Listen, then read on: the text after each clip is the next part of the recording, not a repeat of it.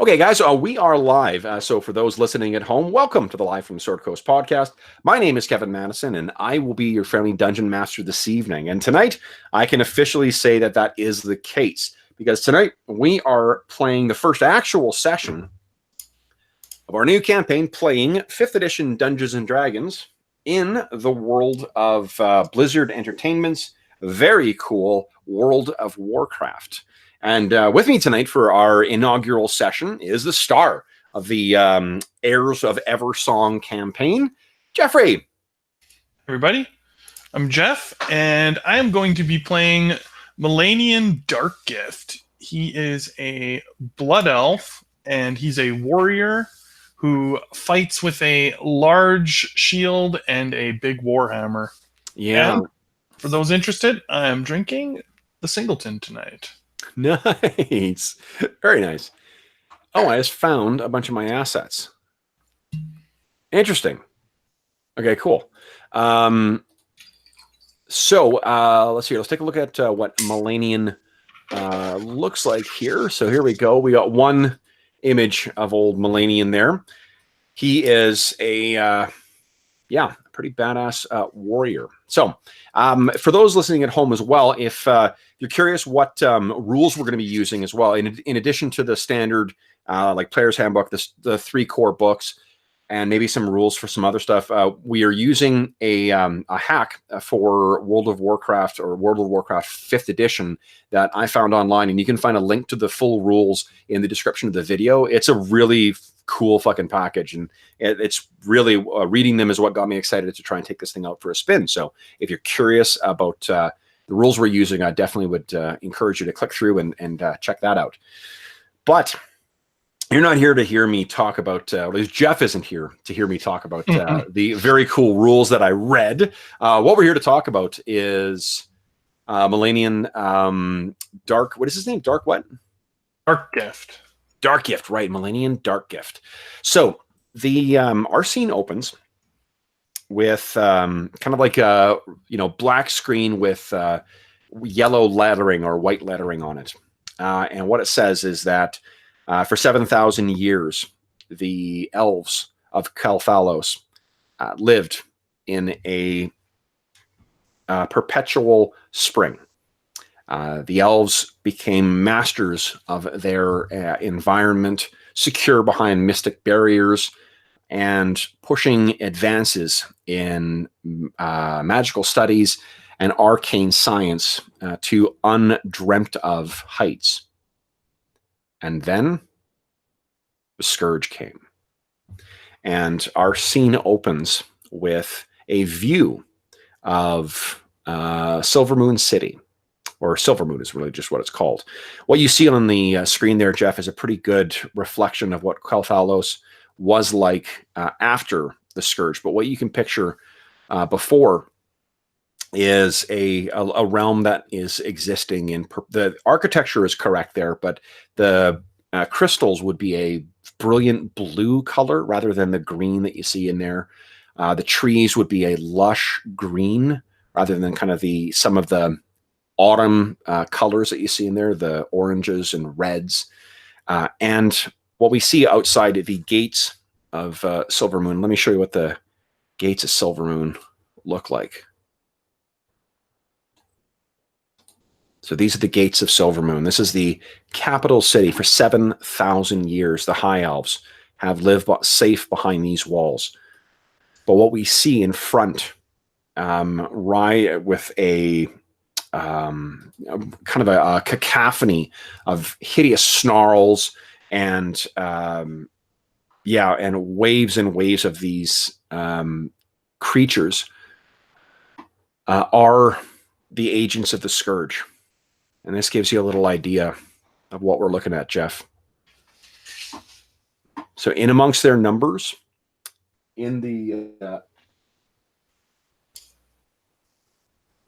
Emmy has been, her tummy's been upset this week, so I'm just making sure she's all right. Yeah, okay. In amongst their numbers are a litany of different horrific undead. And you can picture this as sort of like opening of Lord of the Rings or Fellowship of the Ring kind of thing. There's massive fucking waves of these things. And you can see behind them, they have left a swath of blackened and dead trees as almost like a single file motion through. There are the broken and shattered corpses of many of the rangers who protected Silvermoon, as well as some of the initial forces that rode out to meet this horde. And even more horrifically, some of those things have now risen from where they fell and stand behind the imposing figure of the heavily armored Lich King. In amongst the Lich King's army include ghouls, horrific, ravenous undead that live only to feed deathly war. Are they attacking us for a purpose, or do we not know? You don't know. Okay. Deathly warriors. No doubt to access. It's for the inhabitants of Silvermoon, it's inconceivable that they were able to get in here. There's magical defenses that have protected them. And by defenses, I don't mean just like a barrier. I mean, like they will zorch stuff that gets too close. How these things breach those magical barrier is unthinkable. This is the pinnacle of elven technology and sorcery. Right, so they should not have been able to get in. Not at all. There are these horrific things crafted from and twisted from the fragments of bone. There are, of course, the risen dead, scoured of flesh and animated by a dark and powerful necrotic force. Many of those are at the hands of these hideous necromancers, humans and elves who were raised from the dead to come and fight in the Lich King's armies. Veritable waves and swarms of hideous ghouls. And the most impressive ground forces are, of course, the enormous abominations, standing 12 feet tall, wielding weapons that could easily cleave a horse and rider in two with little effort. And above all of that screeches the gargoyles. So this is the force that is arrayed outside of Silvermoon City. But that's not necessarily where we are concerned with, or not what we're concerned with right now. As we pan over the massive arrayed army, we can see one figure riding to the front, and that is, of course, the Lich King. But that's not the story that concerns us. As we pan past the gates of Silvermoon,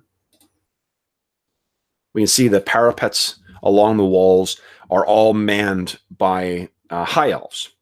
Brilliant blue eyes, and it is a mixture of surviving rangers, of magisters who work the powerful magic that is the legacy of 7,000 years of research. There are soul warriors, members of the Blood Watch. Sorry, not the Blood Watch, it would be the Silver Watch, who are the guards of this, seemingly immortal city. We pass those, and overhead we can hear the screeches of dragonhawks. And dragonhawks with their riders astride them. These are the aerial cavalry that act as scouts and quick attack forces. And this is what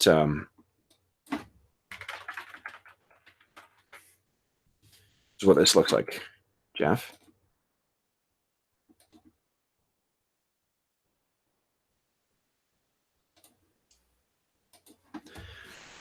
So those soar in wings of mounted flying units. But still, that's not what concerns us. Our camera pans deeper into the city, and with the ongoing horde of undead, the city is in a mixture of small pockets of furious activity where either soldiers are making last-minute runs up towards the front, to the front lines. There are civilians who are running panicked through the streets and going elsewhere. And then there are others. And that's who we're concerned with. So what we see, to give you a sense of what we're looking at, this is what the streets of Silvermoon look like. Now, the only change is that all of the trees are these brilliant green colors. They're not the ochre or orange or red colors that you see in here, because at this point, all of Quel'Thalas still exists in perpetual spring. And we see we see two figures make their way through the streets. One runs forward, and he's a little shorter than the other, and he looks like, one sec here. Oh, wrong thing. Let me get my handout ready here. Boom.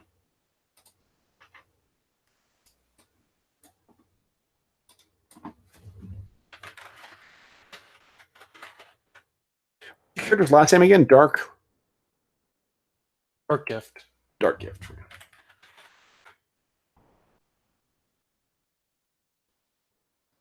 A little guy who looks like that. He comes out, looks around in the. I'll get the picture of the streets of. I know here what I can do. Give me a sec.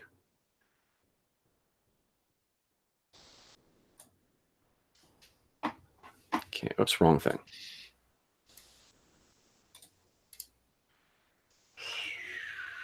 Sorry, I was literally prepping this session up until about the last minute before I made the call. Oh, damn it, wrong thing. It's the gates. I want the streets. There we go. All right. Let me bring you over here. Boom. So in these empty streets, and you can hear the sound of the oncoming army in the background. You can hear, kind of shouts and screams of people elsewhere in the city. But we see two figures go running along, and one looks like that figure I just showed you there, and the other looks like that. So you guys are running along, and the dark-haired figure that we see is, of course, your brother, Anador. And he turns and says, Mel, come on, come on. And he goes racing along. Remember that when we talked before the Scourge, or before the fall of Silvermoon, you had told me that you and your brother were kind of criminals, right? That's correct. Yeah. So what you know is that at this point, you and Anador were basically, working as smugglers. Or he was working as smugglers and you were working as a fence, getting things in or out of the city. Right. So as you guys, what you see is you're running your way across this small area or a small courtyard. And Anador, as is always the case, Anador is the one who is older of the two brothers, but he is also smaller. You're the bigger of the two. Your brother, I think, takes after your mother's line and has the darker hair, whereas you, of course, have that long signature kind of blonde hair that we see in so many blood elves. But he goes running across to the other side of the corridor. He's like, come on, the canal's right up here. Mel, hurry up. All right, let's go. So he goes, what we see is you guys go racing over, and the lead through into this other it's a, at the edge of that sort of section of the city, there's a canal that kind of cuts through parts of Silvermoon, and you get to this one part where there is a bridge that's arcing over, but there are stairs leading down to kind of like boat launches for where effectively like the blood elf or the high elf equivalent of like a gondola would be, and there are some that are magically making their way along on their own. They pull up, and then you would speak a word into the blue crystal that's there, and it would take you where you want to go. But that's not what Anador is interested in. He heads down, and he says, "Keep an eye out. I'll be right back." And he goes down and goes underneath the bridge and seems to be looking for something. Where you are, again, you can hear the sound of the Horde army in the background, and you can hear the kind of the shouts and whatnot of the high elf defenders. But other than that, there's just the city is eerily quiet. Like when you're in the in the parking lot of like say a concert, an hour before it lets out. Like if you get out early, where there's that weird like no one around kind of situation, but you can hear the presence of a lot of other people somewhere else.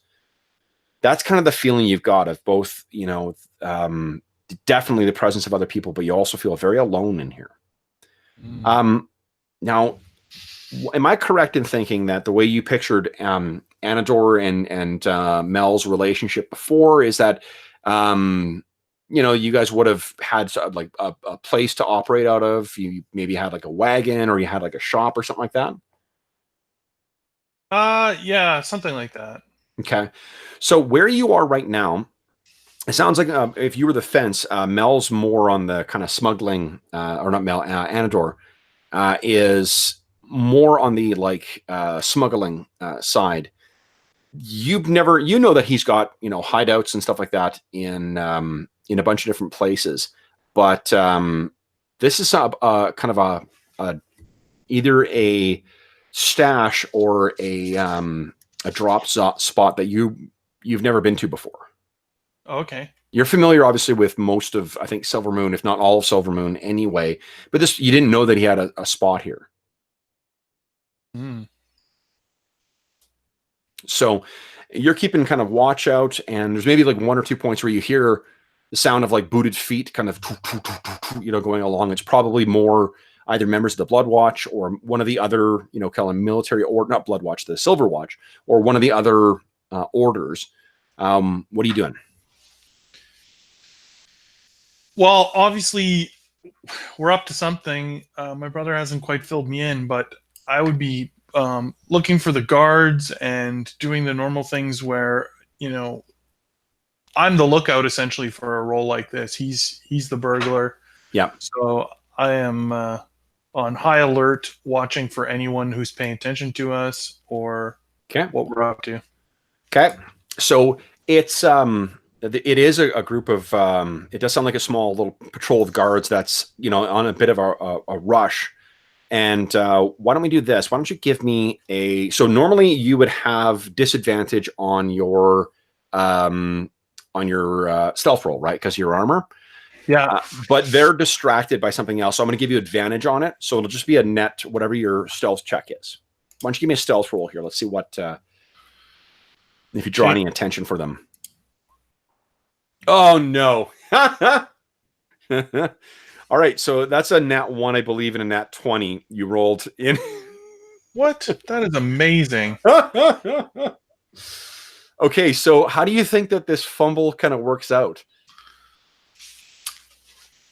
I think that there's a group of guards that's going to come around the corner that may have been like they're off to go somewhere, and instead they're actually going to run into you. I think maybe what I actually do is like I'm going to run into them. Like I'm going to actually physically run into them with my shield. Like I am busy looking the other way. I think I see someone in an alley who is watching us, so I'm kind of looking that way, and I am not looking at them, and I walk right into them. Okay, so you sort of are trying to figure out how to get into a stealth, to try and find a way to hide and not draw attention and whatnot, and then you sort of misjudge it and slam into them. Now this illustration is not quite right, only because the what do you call it? The coloring is not right. basically picture what you see here. You know, those long shields, those big kind of spear sword type things. Only they're blue. Where everything that is red in that is blue, as is the whatever is green. Okay. Okay, so like you got blue because they're shining with the blue of mana rather than the green of Fel that the Blood Elves would later have.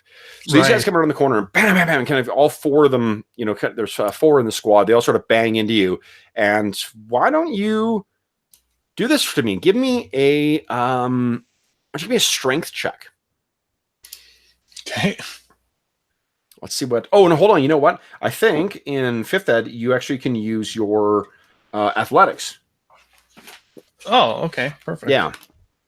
Yeah, it's probably just an easier roll anyway. Yeah. Well, I think what it is it's 12. Okay, cool. So you come around the corner and you slam into these guys, and some of them, you know, both of you kind of collectively sort of stagger back a bit. They look at you and kind of say, What are you doing here? What do you the mean? What am I militias are doing supposed here? to be on the. Go ahead. Just say we're loading this boat. We? Who's we? And you look down, and Anador is kind of like, you know, like Yeah. you can see, you can picture. You're standing at the top of the stairs, and there's that boat down there.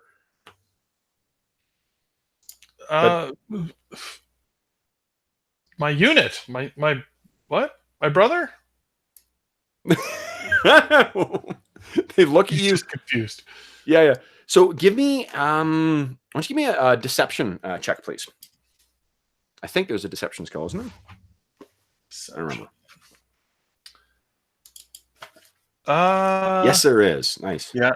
Okay. Oh, I'm trained in deception. Sweet. Come on, money. Oh, nice. So yeah, this will go however you like it. So what is it you say to them to convince them that you're waiting with your militia unit? I'm gonna say that like I have this sort of paper or whatever that I have made up that I use in situations like this. Like if I'm being questioned in somewhere awkward, I flash it quickly and it sort of looks like official whatever military business or whatever. Sure. Okay. Yeah, we're here to load this thing. Here's the paperwork. Yeah, we got to get to it. Jeff, you might want to move your camera just a scooch to your right. Yeah, there you go. Perfect. We're getting half your face when you're going. Okay, so yeah, they the leader of the guard kind of stops, and he's got that full kind of armor on. He takes it in his hand. He's got a helmet on that sort of shows him as the the sergeant of the squad. Looks at the paperwork and doesn't really seem to have time to look it over in great detail. So he's like, "Fine, just come on." And they turn and they sort of go racing off. Towards that square that you would move through, leaving you and then Anador kind of pokes his head out, and he says, "We're loading the boats." Well, what was I supposed to do? Not be seen, brother. Well, ideally, yes. Shakes his head. That's why I don't usually come on these things with you.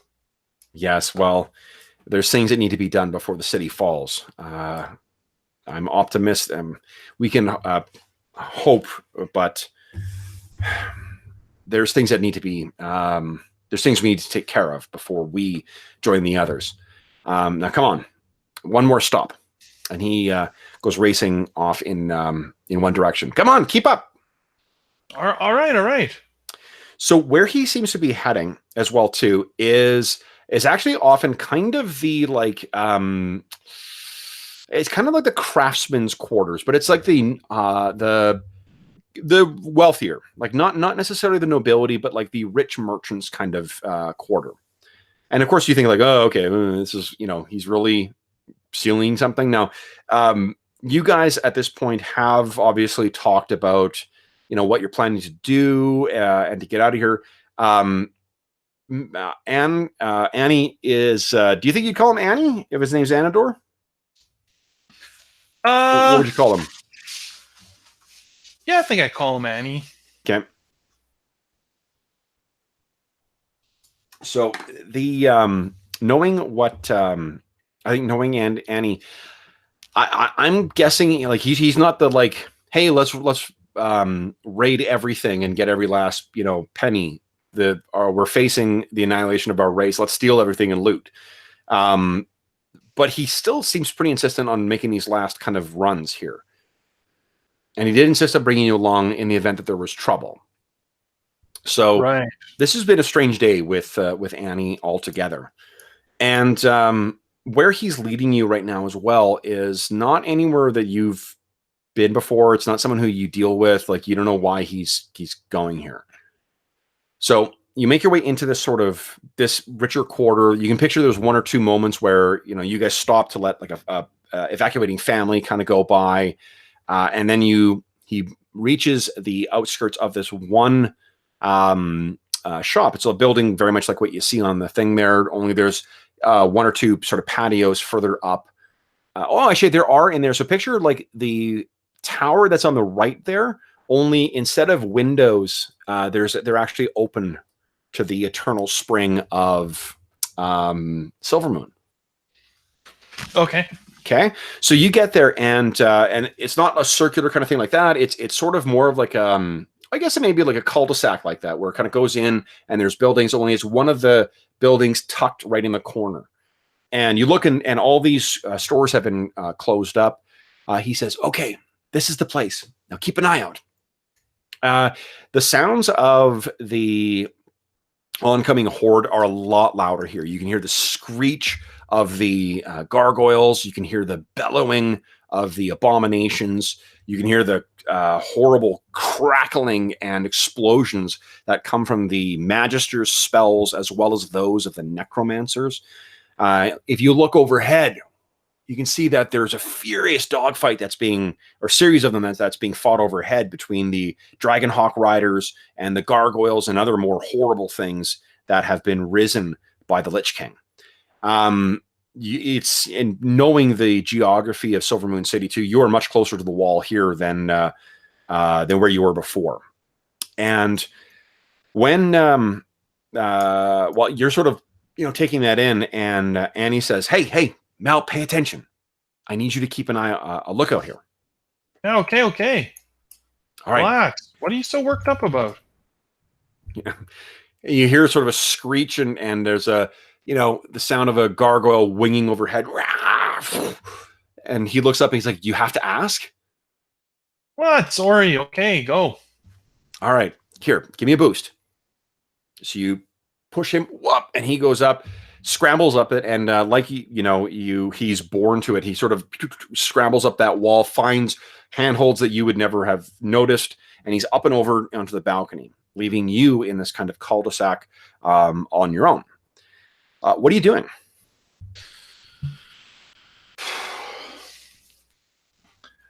I think that he takes out whatever it is, a pack of smokes or a pipe or a cigar or whatever the high elves would have smoked at that time. Okay, interesting that you mentioned that. You know what? There is actually something. It's called blood thistle. Okay, so blood thistle is blood thistle. Yeah, what it is, it's addictive, and what it is it's like a little. It's basically a mana infused weed. You chew on it and you get a little rush of magical power. Yeah. Okay. So he pulls out his blood thistle. Okay. So you're chewing on that, and you're looking around, and that's when you hear it. Let me see if I can get a good musical cue here for you. Let's see here.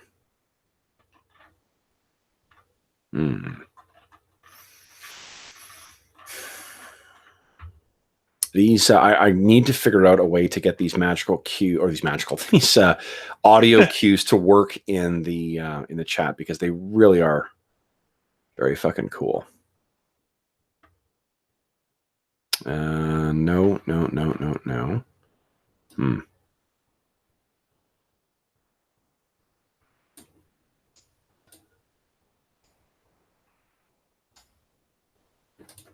Oof. Oh yeah, that'll work. So this is what you hear.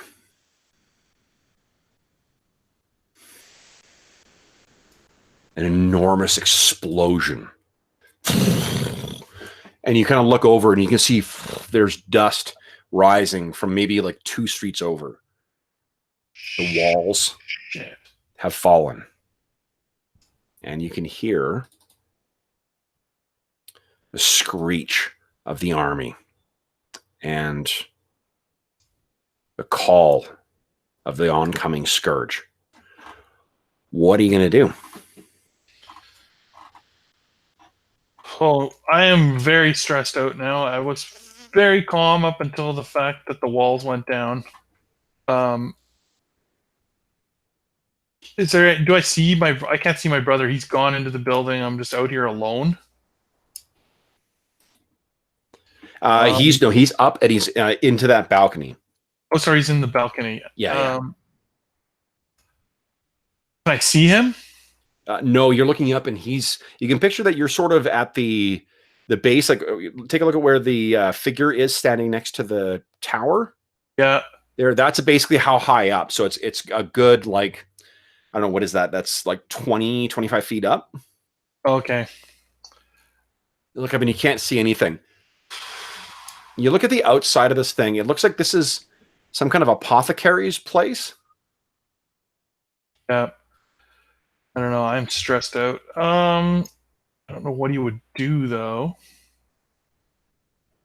He's got to let his brother finish what he's doing, or so he thinks. So, and I can't leave my post. My reaction is to go look and see what's happening. But there's no way he would leave his brother. This is what you hear now as well.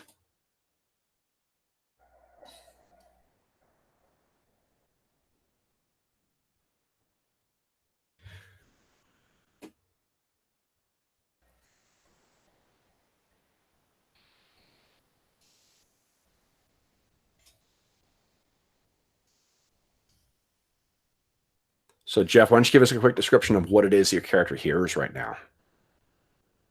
Oh, yeah, right, because they can't hear it. It is clearly a army or something marching into the city. It's the sound of battle and gunfire, potentially cannons, and,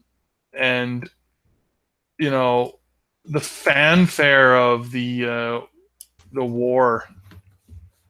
So And that's maybe 2 streets over, and that's when you first start hearing the screams from somewhere in there. You're standing there, and you suddenly are conscious of conscious of just how alone you're feeling in this. That balcony up there, frightened. Yeah. What are you gonna do? I think at this point he's gonna go sort of up a street just to see if he can see what's coming. Like, you know, go peek at it or whatever. Sort of around the corner of the house. And why don't you give me a stealth check as well too? It's just gonna be whatever the number on the left is, because everyone's sort of distracted and whatnot. Stealth. Oh, it's dead the same. Nice. Good roll, though. Okay, so you make your way up to the end of the street, and you can hear all this noise and whatnot going down, and then you poke over, and you can see that the sounds of battle are even more close right now. You're maybe a block over from where the walls were breached. You can hear the defenders of things. Get up there! Shore up that defense! Mages! Walls! Cast walls! And you can hear the horrible roar of something just fucking awful. You can't see it, but you hear the sound of something. And this is when I realized that I think the city's gonna fall. So what you hear for those at home, there is this titanic stomping and mighty roar, and this is interspersed with the screams of the Blood Elf defenders, or the High Elf defenders, as this thing begins to cut its way through. You see two soldiers who are routed, they turn their way. One of them goes racing past, another one goes racing past, then one turns and runs down in your direction, and you can see racing after them, smashing through the defenses, is this. It hits one of the running or fleeing guards down, and then begin tearing into his flesh. His screams very quickly are choked away. What are you doing? This is clearly like nothing I've ever seen before. Oh, totally. Completely foreign to you.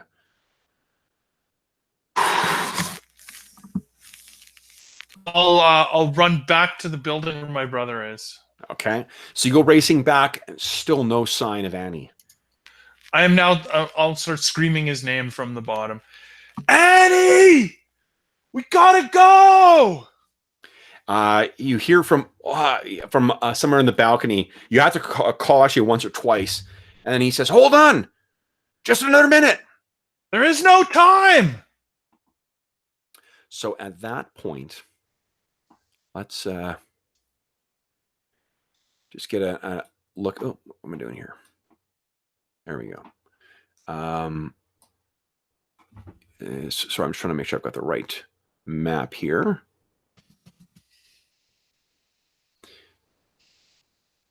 Yeah, this will work. This will work. Okay, so let's go over here, and then give me a second. I need to get your character here. So there's not really a cul-de-sac here per se. So maybe what we'll do is, let's see here. Why don't we just say that the end of this street here, let me put you down there. Boom. You can see yourself in there, right? Here, let me just zoom. Oh, yeah. Okay. So the let's say that it's this building here is where he is, and let me see if I've got something to block. Oh, you know what? I do have. Give me one sec here. I got something that's easily drag and droppable into here that can fill up that back. So you're sort of standing and shouting up at him, "Come on, come on!" And this is the end of the street, we'll say, there. And let's see here, premium assets, marketplace. Boom. Let's just do this. Okay.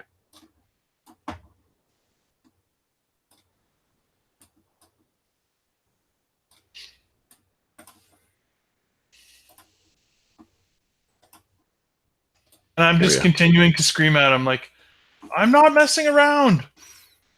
Come on! Die here!" All right. Would you give me a perception check, please? What do we have a name for this invasion force? The Scourge. I would just be the Scourge has broken the walls. Okay. So you. Oh. Okay. Terrible. So, what we're gonna do is first give me. Oopsies! What did I do? Wrong thing. What did I do? Sorry, I hit the wrong button. Would you give me a D4 roll, please? D4. Yeah.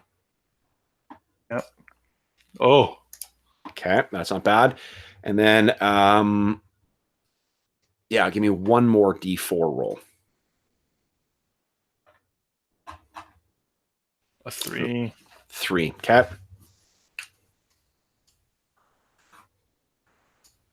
Oh, geez. Okay. So you're there, and unfortunately, you don't. What you see, unfortunately, a little too late. Oh, wrong thing. Where is he? Where is he? There he is. My lovely. Okay, and I need to get...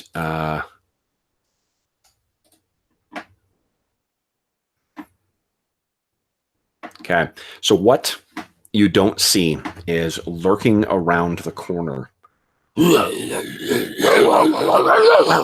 comes something. And what you're sort of looking up and shouting up at him and like, we need to go. Come on, let's go. And what, in the movie version of our campaign, what happens is one of these ghouls goes racing after one of the troops, and then kind of turns and hears you, and it turns its big misshapen head and kind of looks over and sees you looking up, and then it starts snapping and snarling at you. And I'm just gonna put another token down over here. Oh, is that the wrong thing? Nope. Come on, give me a token. Give me. Oh, there he is. Perfect. All right. Okay. I wanted to be able to actually roll for this thing. I'm using stats of something else. So, oh, wait, hold on. What I can do, give me a sec here. It's going to work.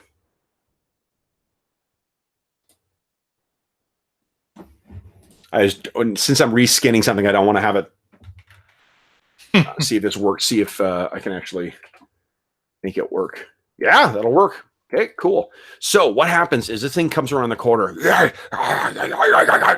and then it starts charging towards you. It's going to dash as its action, so it moves 1, 2, 3, 4, and then it uses action 1, 2, 3, 4. And would you now kindly click on your token and roll some initiative? Boom. I rolled a whopping 3 for my initiative, so fear me. Ooh. Hey, 21. Not bad. Okay, cool. So here's what you turn, and the thing you see charging towards you is, of course, it looks like this. Not only has it been risen, whatever it once was, not only has it risen from its grave, its body has also been twisted and reshaped into those horrible claws, those giant, oversized fangs, and it's making its way in towards you. What are you doing? Dirty freaking ghoul. I will raise my shield. Yep. And move towards him and attempt to hit him with my Warhammer. Nice. So run towards him and go ahead and make an attack roll. This is why. Oh, that's 1. Oh, not great. Our second natural one. So far. All right, so you go racing in, your shield up, and you swing at this thing, but it moves in such a weird herky-jerky kind of way, it completely throws you off. So you swing well over this thing. Yeah, and that's it. Anything else from a fumble? I don't think so. I think what I'll do is I'll just give it advantage on its attack. So it then turns towards you. And it let's see here.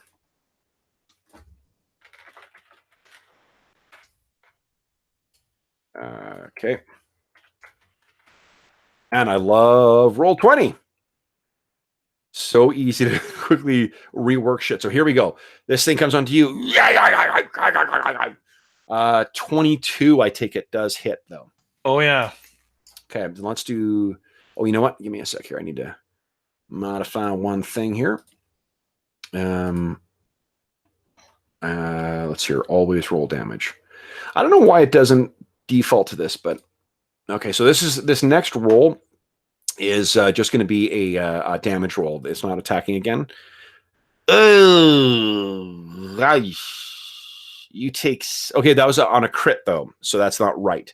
You take 6 points of damage. No, 7 in total, I guess. Ugh. So you take 7 points of damage. And let's... Oh, wow. Here to front. Yeah, we've got your character set up so you can just use your token. Wow, so that's fucking brutal.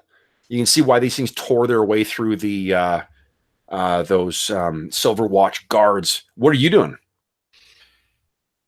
Is it my action again? Yeah, your turn again, yeah. I am running. Okay. Let's see, where would I flee? Is this bush like impassable, or is it With the bush is basically the end of the cul-de-sac. So I picture those as being buildings. I just wanted to set something up to... Oh, I see. Okay, yeah. Yeah. Because if I like straight ahead is like where the rest of the war is. Yeah. Like you could smash into one of those buildings probably if that's what you're... Yeah, I think I'm going to make a break for this building. Okay. So I think that you would trigger an attack of opportunity if you're running away, though. Yep. Okay, so let's... that's another attack with... You do have a hero point, though, so there is that. There is that. 21 for 5 points of damage. Oh, that is the rest of my hit points. So I'm guessing you want to spend that hero point? Yeah, what is the hero point? Oh, here, I think I still hero point reduces damage by... it makes it a miss. That's one of the defensive options. Okay. Okay, so it swings at you and it misses. You go running over to that door. Why don't you give me a athletics check? Let's see if you can smash down that door. It's a pretty low DC for this.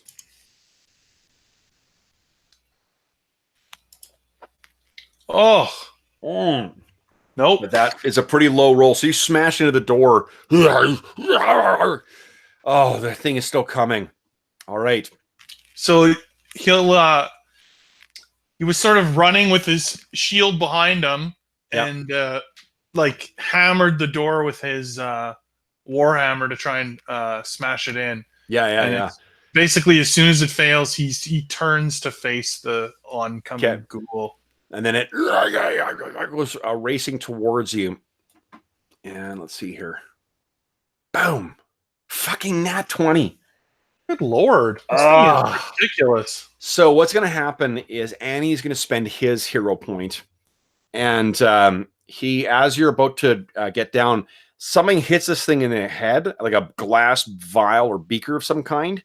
Yeah. And it screams as flames begin to engulf this thing. And it kind of staggers back and then falls down. Gone. So you look up, and Annie is on the edge of the what do you call it? On the edge of the balcony, looking down. He's like, "Here, take this," and he tosses something down that lands. Let me see here. Got a... Bet you I can find a token for this. Yeah, great. Look at that. So, boom. Something lands on the ground there. It's not that big. It's about, that. Oh, it's automatically resizing. It's not a full thing like that. It's a much smaller bag. It's just, it won't let me resize it because it defaults to fit to the square. Oh, okay. Boom. So he tosses that down. He says, "Grab that. You don't want to lose that." And it's about like, it looks like a small leather, like folio bag. Something that would bring like books or scrolls or something like that. Okay, I'll run over and get it, I guess. Okay. When you do so, that's when you hear, and at the end of the street, would you give me a D4 roll, please?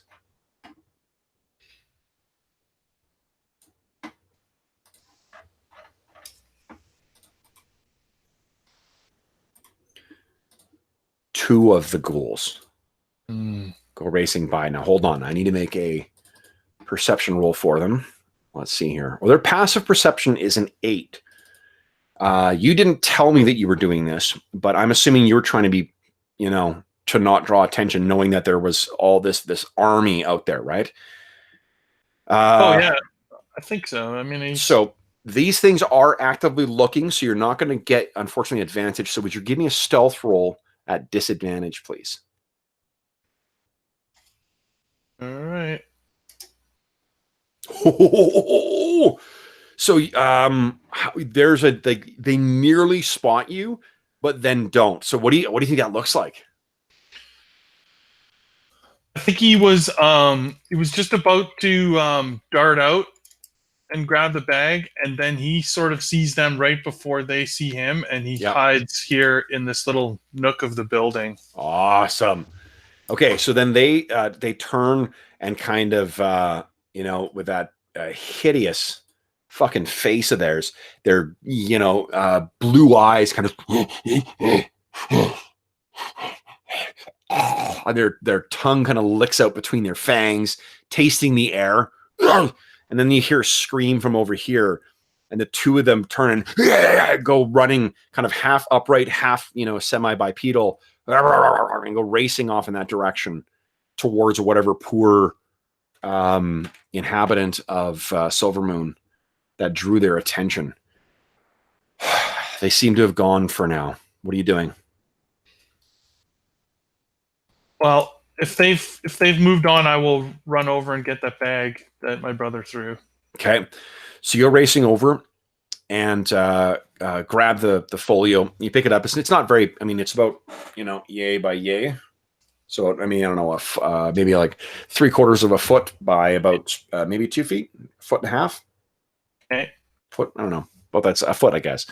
So you grab the thing and sort of like toss it over your shoulder, and he looks down and he begins to sort of clamber down and then loses his footing and falls.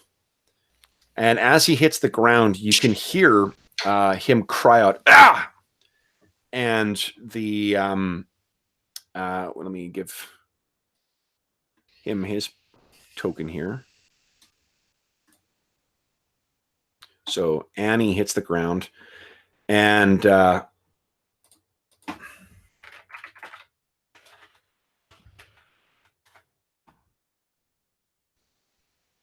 okay, so oopsies, what am I doing here? Look off, Norton. He hits the ground and kind of, and then pulls himself up, and he's clearly turned his left ankle, or broken something in his left ankle. They don't build them like they used to. Oh, God, brother.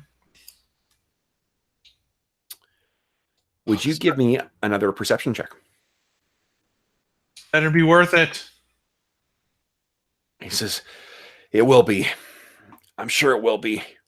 Okay, so you can hear again, there's a bigger pack of these things that's coming up from somewhere up the street. We gotta move. Go, you lead on. I'll follow. If you can take the lead for once. And he kind of shoots you a grin. I'll do my best. Okay, and where do you head? Let's see the map again. I think, do we have some kind of a planned getaway or what? You've been following him right now. Right. So I'm not really sure. So, he'll, he says the docks. Make for the docks. Okay, which way have they been coming, Kev? They've been coming from off towards your left. If you get to the end. Okay, so I'll move to this corner here and peek around. He seems to be trying to like assess his leg, so he's still back at that other door or the base of the thing. So you look around, and there's fucking tons of these things now. Like this seems like a nope, wrong thing. Close that. Where is it? This seems like a more apt descriptor of what you're seeing, only instead of fallen, pale humans, it is the torn remains of the high elf army that they're going across. And even more horribly, you can see the remnants of what might have been half elves or high elves. Some of these things may have been your fellow countrymen. Oh gosh. So there, and there's a small pack that kind of turns around the corner here, begins heading off in your direction. You look back.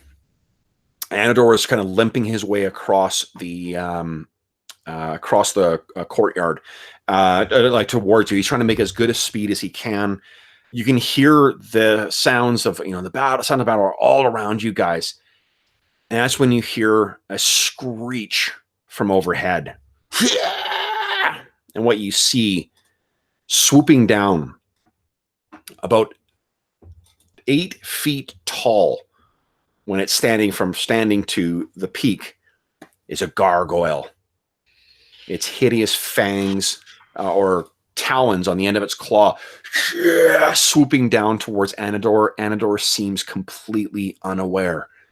You can hear the sounds of the ghouls pounding down the courtyard to your left. Anador is looking at you and kind of limping, and this gargoyle is swooping down towards him. What do you do? Oh, he wants to yell out, but he's too afraid to give up his position. So we see him kind of waiting. The gargoyle gets closer. The ghouls get closer. The gargoyle gets closer. And then we fade suddenly to black. And the sounds all come to an end. We see a black screen that then says in white letters, 5 years later. Also, welcome to level 2. Nice. So let's very quickly get your character leveled up here, because this should actually be fairly easy. Yeah, we sort of we made our decisions before we went live, so let's do this here. Let's first up bump you to level 2. Boom! Look at that. Level 2 warrior. Okay, so now your hit point maximum will go up. I think it's by 6. Let me double check that.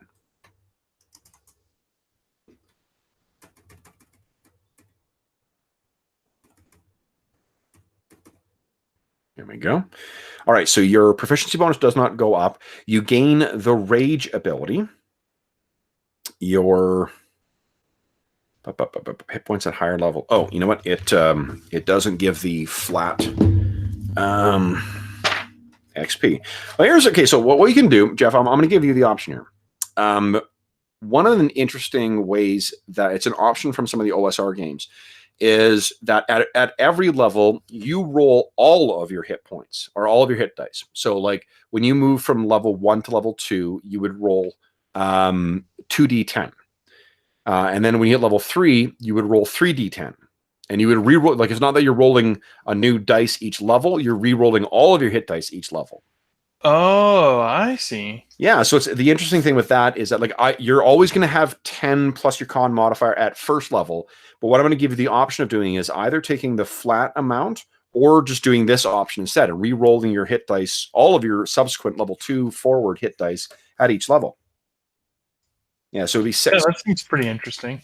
Okay, cool. So why don't you give me a D10 roll then? Well, don't I roll both? Like you're saying, roll 2d10, right? No. I'm gonna because I always want to guarantee you at least the max hit points at first level. Oh, I see. So you keep those, and in this case, okay, yeah. Yeah, but each subsequent level, then you can re-roll it. So let's see here. Come on, big money. 7, nice. 7 is bigger than 6. Okay, cool. So your max hit points are now a whopping 21. Nice. And your current hit points will be up to 21 as well. And you gain the rage ability. That's pretty cool. So one of the things I'm going to do is I'm going to add a, see where on the bottom right there, there's the the resources they say. Bottom right. Okay, so next to your second wind, not bottom, sorry, above where your abilities are listed. Oh, yeah. Rage, so, yeah, I see yeah. it. So I've got your rage and I've got your second wind there. Yeah. So that's a way you can track your as you're gaining rage and losing rage. So I'm going to quickly type that into your character sheet here. Why don't you tell us what your rage ability does? Oh, right. So let me go back to that. That is, just scroll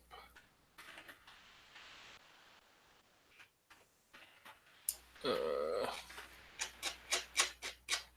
Rage. So I have 2 rage abilities. The first one is called Ignore Pain. I can spend 2 rage points as a reaction when hit by a weapon attack to give myself resistance towards bludgeoning, piercing, and slashing damage from non-magical attacks until the start of my next turn. Or I have Raging Blow. I can spend 1 or more rage points when rolling damage for a weapon attack. When done, I may reroll 1 damage die for each rage spent, and I must use the new roll. So I can't do it multiple times. That is pretty cool. And how do you gain rage points? Was it through melee attacks? It is through every time you make a melee attack that didn't cost you rage, you gain another rage point to a maximum equal to your level. Right. It's a little bit like momentum from Conan. Oh, totally. Yeah. Rage ability.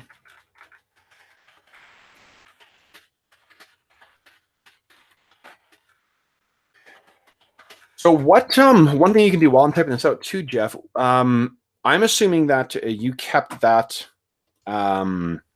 satchel that you picked up from him. We can fill in what happens on screen with that in the intro at another point. But what has happened in between is you've got this thing, and it's written in a language. It uses a very similar alphabet to what you speak, to the Thalassian, which is the Blood Elf. I think that's what's called the Blood Elf language. Yeah. But yeah, Thalassian. But you can't read it. So I'm not sure whether, talk to us a little bit about what do you think like this has done to Mel in the interim? How we know that he survived the Scourge, he survived the fall of Silvermoon, he survived the annihilation of 90% of his people, the subsequent destruction of the Sunwell, and the rebuilding efforts that have been started in the 5 years since the fall of Silvermoon. Well, he blames himself for the loss of his brother, and so he's a combination of like he's never trusted anyone else since, and sort of also like never let anyone be put in a position of trust of him, kind of thing. Like never. Maybe not trust isn't the right word, but where he's in, he would be responsible for the well-being of another person. So he distanced himself from everyone, basically. Okay, what do you think he's done with that that thing, the satchel? Well, I think that he's kept it as a reminder of sort of what happened. Like it's because the entire city was destroyed. It's like sort of, and the gargoyle actually like took his brother from him. It's sort of the last reminder of his brother, the last thing that he has. Like everything else is gone. Sure. Yeah. No. So what I think has also, we're going to assume that, life over the last 5 years has been incredibly busy, right? Like it's been full of basically the Blood Elves, now called the Blood Elves rather than the High Elves, named for all of the people who were lost to the Scourge. And again, like just the sheer scale of loss that the High Elves experienced in this is really worth dwelling on for a moment, because it's 9 out of 10 people who were killed in this thing, right? Oh yeah. Like it's the sheer like psychic trauma that the entire culture would have suffered through this. And then an added complication is when Prince Kael'thas, the leader, after the king fell to the Scourge, which you later learned, the king tried to face the Lich King outside of Prince, a Death Knight named Arthas, tried to face him outside the walls of Silvermoon. And not only was his 7,000 plus year old ancestral sword shattered by the Death Knight's blade, he was killed. A king who was ruled for 3,000 years struck down by this necromantic general. Kael'thas was the prince who took up. He's the one who renamed your people. He's the one who destroyed the Sunwell, because what you were asking before, why they were there, what you guys have learned is that they wanted to gain access to the Sunwell. The Sunwell is this incredibly powerful magical wellspring that fueled not only all the incredible wonders that occupied Quel'Thalos, they also, it turns out that the elves themselves, the High Elves, you all had an innate connection to it and grew around that, magical beings to a degree, as well as many of the other creatures that occupied the Eversong woods, the region that made up Quel'Thalos. Since the destruction of the Sunwell, there have been it's been extremely hard on the people, on the Blood Elves as well. Everyone feels, imagine having like a gnawing hunger all the time, and then knowing that if you overindulge that hunger, it can transform you into something even worse. I'm not sure if you've necessarily seen one yet, but what you've heard about is this thing called the Wretched. And what the Wretched are is basically what happens when you overindulge in other magical sources.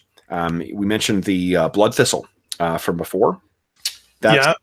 So that's something that it used to be called mana thistle, and it grew as a sort of like very vibrant kind of like bluish green weed.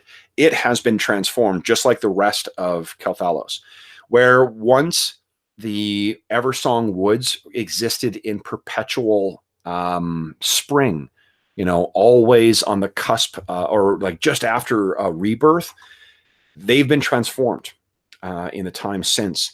And now the Eversong woods seem ever at the beginning of autumn, which of course is the beginning of the death of things. So where our scene opens is with you awakening. Let me see. I thought I had another good illustration of what the Eversong woods looked like, but I'll have to. I didn't post it yet. So what you see is we see you you kind of hear from someone outside, a voice saying, "Oh, I need an." Oh, I got it. My notes here. One sec.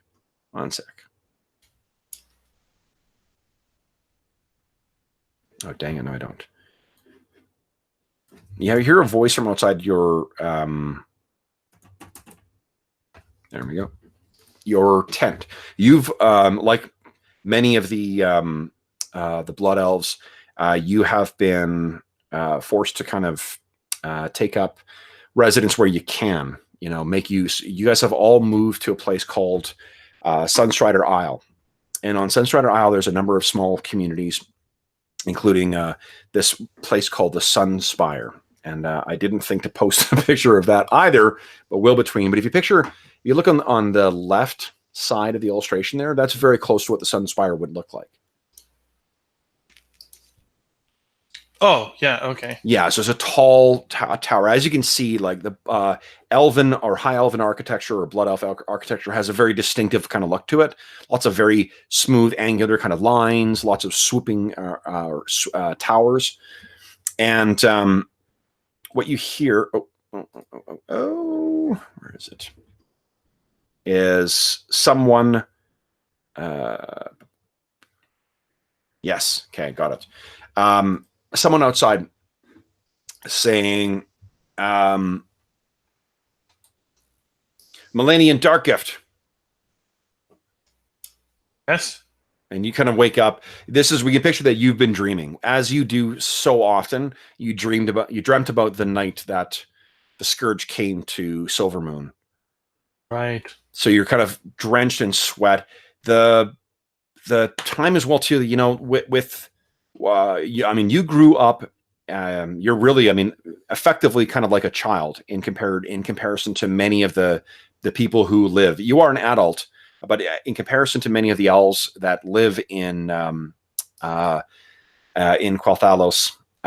you're a child. You know, you've only known spring, and you wake up and you find yourself sopping in sweat because since the collapse of the magical barrier, since the Scourge came, the Eversong woods are no longer restricted to the one, fine season, the cool nights, the pleasant mornings, and the comfortable afternoons. This finds you in the heat of summer, and you're drenched in sweat again, feeling, the kind of discomfort that folks living in our climate get going to the tropics. Right. So you wake up drenched in sweat, partially because of the uncomfortable temperature that comes from the summer, and partly because of the dream, no doubt. But you wake up and you're sort of in one of these small tents, and if you can picture like the kind of like fancy white tents with like poles and whatnot that are set up for by catering companies. That's kind of what you're living in. Like, it's not this ramshackle affair. The high elves, or blood elves, I should say, they don't fuck around with like lean-tos or stuff like that. Like, they're trying to maintain their civilization, and part of that is maintaining some sort of order. Unfortunately, there's just not enough, even though the numbers are so diminished. Keeping everyone safe around the Sunspire means sometimes setting up less than permanent dwellings. So you are in a tent, someone standing outside calling your name. What are you doing? Startled awake. I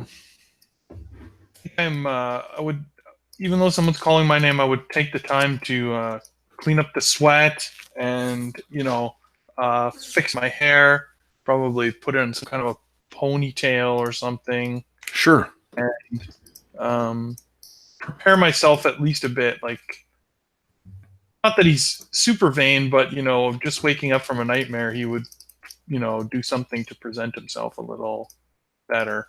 Okay. And then he'll head out.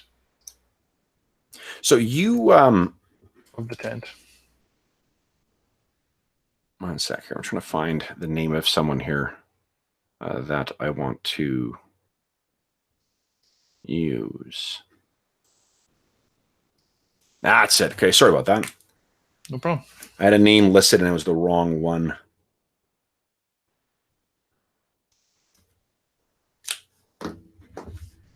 All right, so what you see is you open the flap and you see standing outside there are two members of the Blood Watch. And this is what they look like. And they do have those colorings now. To forever, remember and memorialize the fallen from the day that, or the coming of the Scourge. Kel'Thas and has instructed, that's renamed your people the Blood Elves, and has everyone has sort of recolored everything red, where it once was blue or green or whatever. That's why everything seems to be red. It's a way of remembering the catastrophic loss that everyone experienced. These two answer the door. You probably recognize them, just because there's just only so many faces around nowadays. But they say, as soon as you answer, they say, but you don't know them personally. Malanion Darkgift. Well, I'm not a member of the Watch or anything. No, you're not. No. Okay. No. I'm picturing that like you probably have you've helped helped out in some degree, but I think that we can maybe assume that you've been so busy helping your, in whatever small way to live from day to day, or just having days where you sit and kind of stare off into space, that you've really not moved on substantially in the intervening 5 years, partly because you haven't had time, and partly because what is it? How do you do that? Right. How do you recover from such a loss? Yeah. And just that isn't to say that you can't still draw on your background's feature. Remember that you have that cool thing of kind of a contact. I'm imagining that's the surviving members of whatever kind of criminal fraternity there was in Silvermoon. You're still able to sort of draw on that. Just, it's a different it's a different lifestyle now. Right. So, well, he would come out, and he's not hiding from the Watch at this point for any reason that he would know, right? So absolutely no reason. Okay. So he would just come out and say, "Yeah, that's me. I'm Malanion. What do you want?" Captain Eldon Sunbrand wants a word with you. You know what this is about? They kind of look at you. Captain Sunbrand wants a word. That's what we know. All right, fine. Why don't you give me a Streetwise is a skill, isn't it? I'm trying to remember. No, it isn't. So it would be.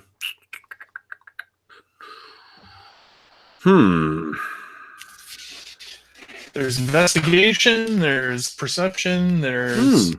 Well, it's not investigation. You know what I'll do? Why don't you give me a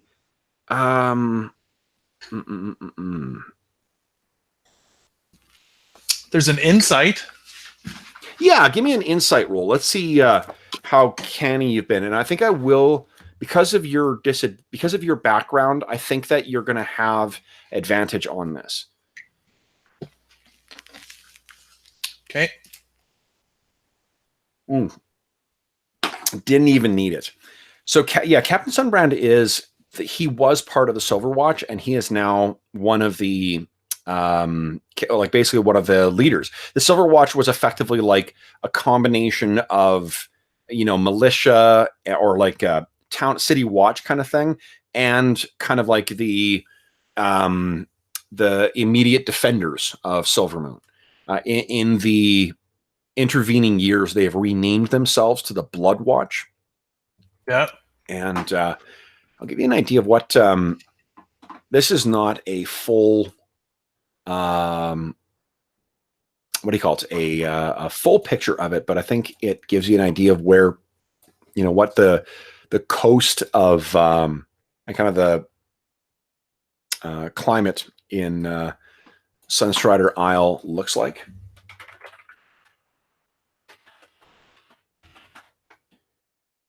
So there we go. Boom. That's what it kind of looks like. Oh yeah, okay. So it's got this, hazy kind of, I don't know, like a perpetual kind of autumn now. It's as if like the whatever magical devices that were at work to keep it in perpetual spring have malfunctioned and now keep you in this like pre-decay. So you make your way through the the camp that's been built outside or around the Sunspire. The Sunspire is this massive, tower that at one time was, one sec here. Where's my thing here? So the isle is a small isle located in the northwestern Eversong woods. And before this, it was really only, the odd elf would live here. Picture like, what would it be like? It would be like the wilds of, say, like Vancouver Island. and then suddenly being forced to abandon cities and go and live in this tiny area. Actually, Vancouver Island's way too big for that example, but I take it you understand what I mean. Yeah, I know what you mean. Yeah. So the Sunspire is a large Blood Elf tower surrounded by levitating satellite buildings. It still has, many of all the different magical features that were signatures of High Elf architecture. They're still there. There's still these swooping, like you can see in the background illustration there, those crazy arcing kind of they look like walkways that lead up into the towers. Yeah. That's what they actually are. That's how you would access higher points, or one way you could is to just walk out, because the temperature before was so lovely all the time. You were, it was fine having everything open to the elements. And this still remains, bits floating outside, but you can picture there's sort of like this fancy looking tent city, and then there are some, there's people living doubled up and tripled up in different areas in here. You make your way through this towards one of the outlying structures. It's a low, squat kind of building with a domed kind of like crimson colored roof with intricate designs on it. And you can see that there are members of the Blood Watch kind of going in and out of there. You also can see there are some Blood Elves who are dressed in kind of like almost like camouflage, like dun colors. Some of them have body paint on them. And that these are some of the Outrunners. And the Outrunners are sort of a group that has come together after the Scourge that basically like makes supply runs into Silvermoon and to other areas to try and keep Sunstrider Isle supplied. It's heard as well too that they sometimes make runs in to try and recover certain devices and things that they're the guys who go in and scavenge the remains of Silvermoon. But Silvermoon City itself is still covered, like it's haunted by elements of the Scourge. It's said that there are not only just mindless undead, but actually some kind of malevolent will that seems to be behind them, as if the Lich King left behind some way to prevent the Blood Elves from reclaiming their lands. There's also these horrible things called mana wraiths that have taken up in there. These basically like malevolent personifications of magical mishaps. There are malfunctioning sentries in there as well. Like the Blood Elves used to use these, or the High Elves, I should say, used to use these amazing things called Arcane Guardians, and Arcane Protectors, I should say.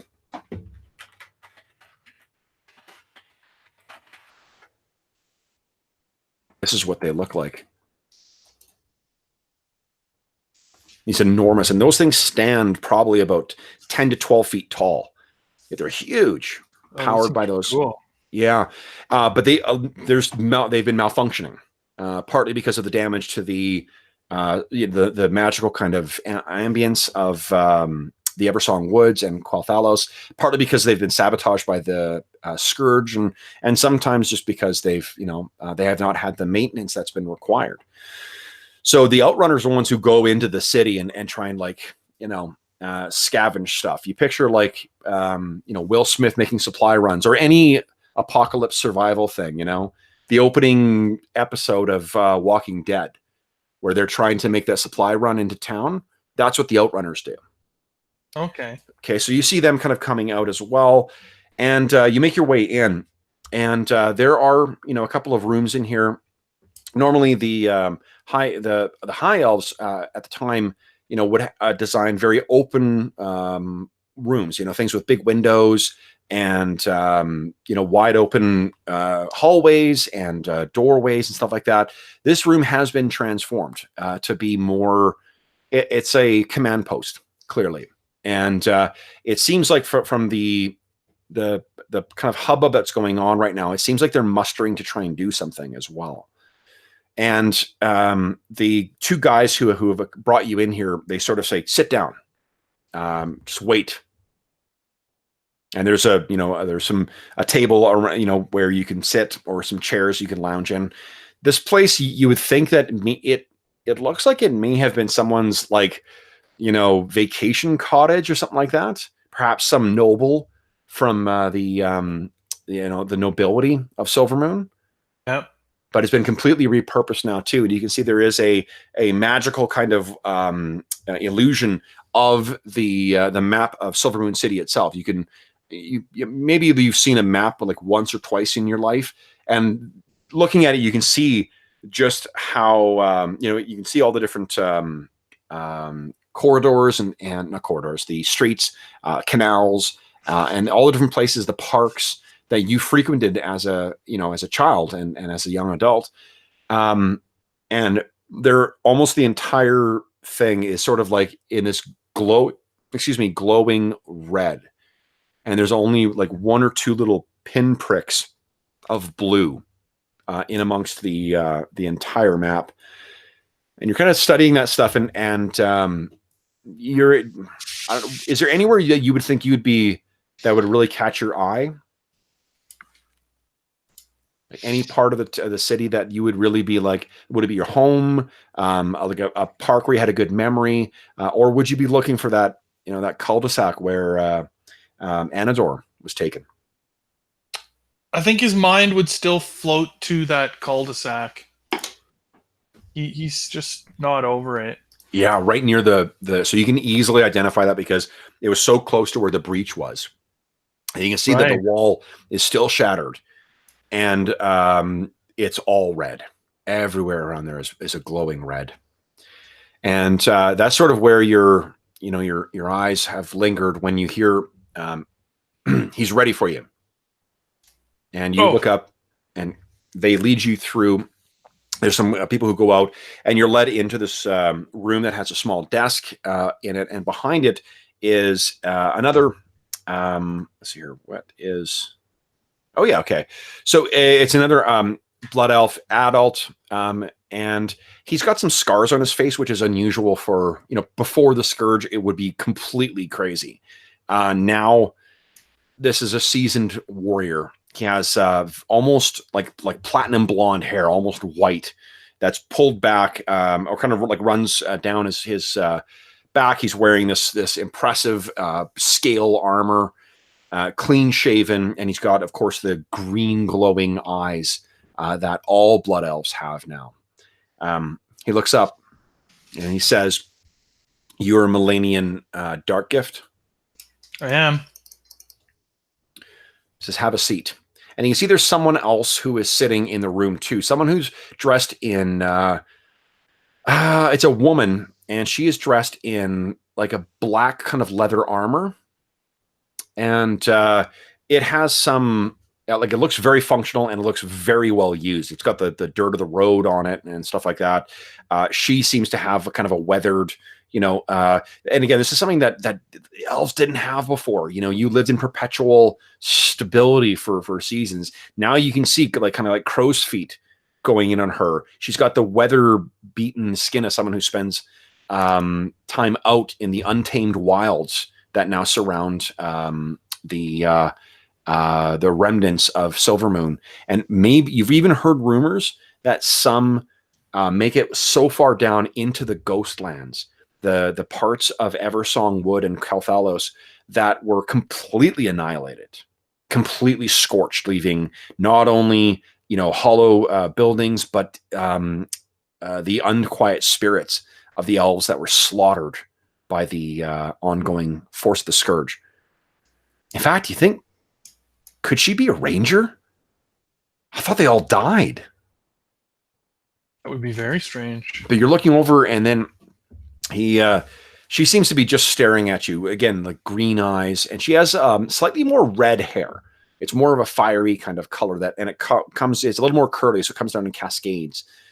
And your eyes snap back though to Captain Sunbrand, and he says, "Your brother was Anador Darkgift." And what of it? He died during the Scourge, didn't he? And what would you know of it?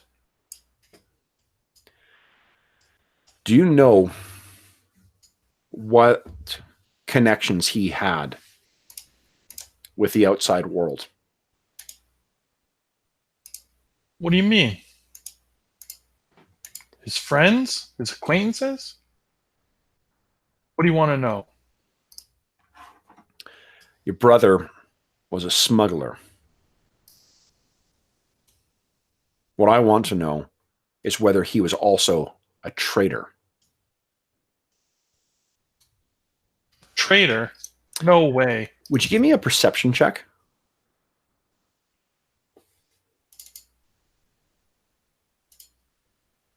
Okay, yeah.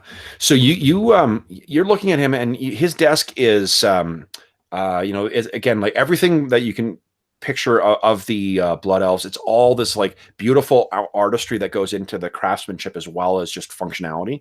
So there's this beautiful kind of like kidney shaped kind of desk is in front of him, and it's got a bunch of different stuff on it, maps and whatever else. But the thing that seems to sit immediately in front of him is this rolled up piece of parchment that has blood on it. You can see flecks of blood on it as well.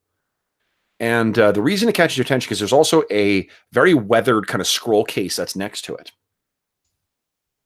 And the design on the scroll case is not one you recognize. Actually, let me see. Why don't you give me a history check, please? I'll see if you do recognize one.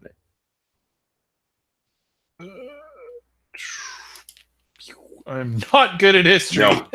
No. So you're not. You look at him and look at the scroll case, and no, like he's just left this. Accuse your brother of being a traitor. What do you say? Yeah, this is bullshit. Why would you attack the character of my brother? I know nothing of him. Well, we know that it was traitors who allowed the Lich King and his forces to access Calthalos. We know it's traitors who are behind the fall of Silvermoon.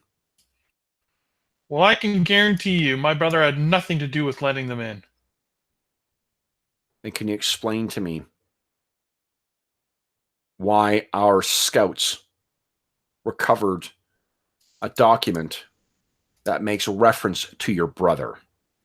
And he gestures down at that blood-flecked scroll in front of him, or parchment in front of him.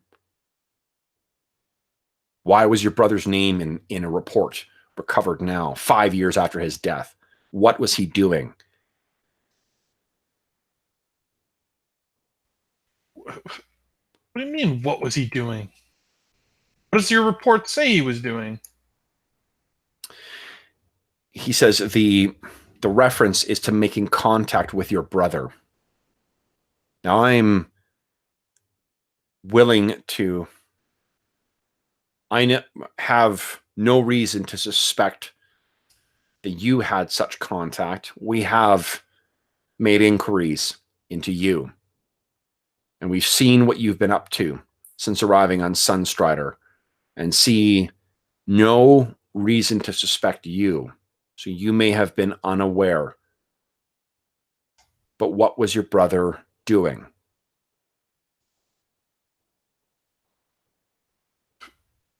I have no idea what you're talking about. He kind of narrows his eyes. I really don't have any idea, right? No, you genuinely have no idea what he's talking about. Tell me. I never saw any activity that I would have believed to be traitorous to the king. So he picks up that parchment that's in front of him, and he walks over, and he places it down, like walks to the far side of the desk in front of where you're sitting, places it down in front of him. And you sort of, as he's doing that, you look over, and that the woman is still staring at you, as if like trying. You can feel her, her glare kind of like almost like piercing through you. Or not. It's not that. It's that you can feel the weight of it. Like, when someone is just like fucking staring at you and it's a stranger. Yeah. Yeah. She's just, there's no inflection on her face. There's no expression. Just intensity. So he walks over, Captain Sunbrand places this thing in front of you, and you can see that there is writing on it, and there is flecks of blood on this as well, like a stain that sort of spreads out from one corner, and you can tell that this thing may have been folded because that, like, the stain is replicated in a couple different areas, and there's a crease across the note as well. But you look over at this, and he says, "You see," and he gestures to a point in this letter. If you look at it, you can see that there is writing on it, and it's in an alphabet that's similar to Thalassian, but you can't actually read it apart from one thing, and that is the clear name, Anador Darkgift. Would you give me another perception check, please? Oh, no, you know what? Actually, an investigate check instead, please. So I'm thinking through it. Terrible at. Okay. So you look at this thing, and, like, what are you thinking? Like, you see your brother's name on this thing. My thoughts are anybody can create a document with somebody's name on it. That doesn't mean anything. I can't read this. I could tell you that, as far as I'm concerned, this says that my brother won the lottery before the incident. This is meaningless. Captain Sunbrand kind of looks at you. You can't read this. No. Should I be able to? It depends. There are not many who can. It is an old script. And hold on, I'm trying to find the name here.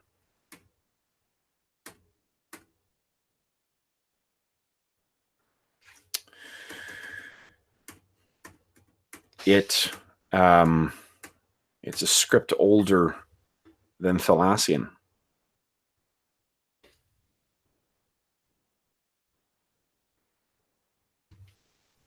It's that of the Kaldorei. And what you know, just in general broad strokes, the Kaldorei are the Night Elves. The Night Elves are what your people left behind 7,000 years ago. They were outcasts by the Night Elves. You've had almost no contact with them in the interim. Like when we became the High Elves. Yeah. What happened in very, very broad strokes? Well, here, why don't you do this? Give me a history check. Let's see how much your character knows. There's some broad stroke stuff you'll know, and I'll see if there's any further particulars that you would know about this. Right, that he would know. Okay. Yeah. No. No. Okay, so in broad strokes, what you know about it, that's amazing. Mel's just not really all that curious about this shit. It's like, well, like, I don't care what's happened up until now. What's going on from now going forward? Right. Yeah. So what you know in broad strokes is that the ages ago, like more than 7,000 years ago, there was this civilization, and it was sort of made up. The Elven Civilization was made up of a couple different kind of sub races. There was the Highborn, and there was the Night Elves. And the Night Elves themselves, it's rumored, were descendants of yet another race. And the Night Elves were favored of this one goddess named Elune. And the Night Elves would kind of lived in harmony with nature and whatever else, but the Highborn were particularly interested in arcane magic. And what you understand happened is that some fucking catastrophe befell the Night Elf civilization as a result of the original, and I can't remember if it was called the Moon Well or called something different, but there was a well of power. It may have been a sun well as well. My apologies to folks who may be more steeped in Warcraft lore. Jeff, I will find the answer to that for you between now and the next. Oh, you know what? Oh, fuck it. I got my chronicle right here. It was worth knowing. They had something similar to it was the Well of Eternity, right? I knew it was worth looking up. So there was this thing called the Well of Eternity, and it turned out that a phenomenal source of power that tapped into the very, like, magical soul of the planet it became a portal through which this horde of demons, known as the Legion, tried to invade and destroy Azeroth, destroy the entire planet. They shut it down, but it was through arcane magic that the demons were able to access the Well of Eternity, and it necessitated the destruction of the Well of Eternity. After it was destroyed, that's when the Night Elves created the Kaldorei, created the Moonwell. Then some survivors decided they still wanted to use magic, but the Night Elves had made it punishable with death. No one could do it anymore. It was too much of a risk. So as a result of that, I think his name was Dathomir? Dartha something or other? Anyway, he was the original king of the High Elves. They left. They left the Night Elves' home because they were bitter enemies of the civilization. They believed that magic could still be used. Arcane power still could be used without necessarily getting corruption. And they came here 7,000 years ago and formed Quel'Thalas. And that's kind of the last contact they've had. The Night Elves sort of disappeared into history. And in recent years, they have begun to reemerge and participate with life, but there's been absolutely no contact between the two. It's still assumed that they are enemies. So why would your brother be mentioned in the language of your ancient enemies who have remained hidden to history for thousands of years? I don't know. That truly is puzzling. I can tell you that I certainly have never had any contact with them. I was with him most of his time, and I never saw him speaking with any Night Elves. I would think not. No, I would think not. Then what? What is the explanation for this then? Why is your brother referenced in this new document? Because I can assure you, this is a new document. Where did you come across this document? At that point, the woman sort of, chirps up. You don't need to know that. And she's got this like. How do I know it's not falsified? So to give context, I mentioned before that like the Blood Elves, like High Elves in general, have a very like a lawful sort of bent. They, in general, they all sort of respect tradition and whatnot too. So if your guy is responding of like, I think you may be lying, well, no, not that I think they falsified it, but how do I know it's not falsified? That they didn't make it. Oh, okay, yeah, no, that makes sense. So I'm not accusing them. I'm accusing the document, essentially. So Captain Sunbrand says, then why? Or I guess I might question the provenance of it. Sure. Then why? Why would they pick your brother's name? If it was falsified, why him? I don't know. He had enemies. Enemies who had contact with the Kaldorei? I don't know that. He looks back at the ranger or the woman in there, and there's sort of this unspoken thing, and she sort of, her eyebrow arcs up just a bit, and he looks back.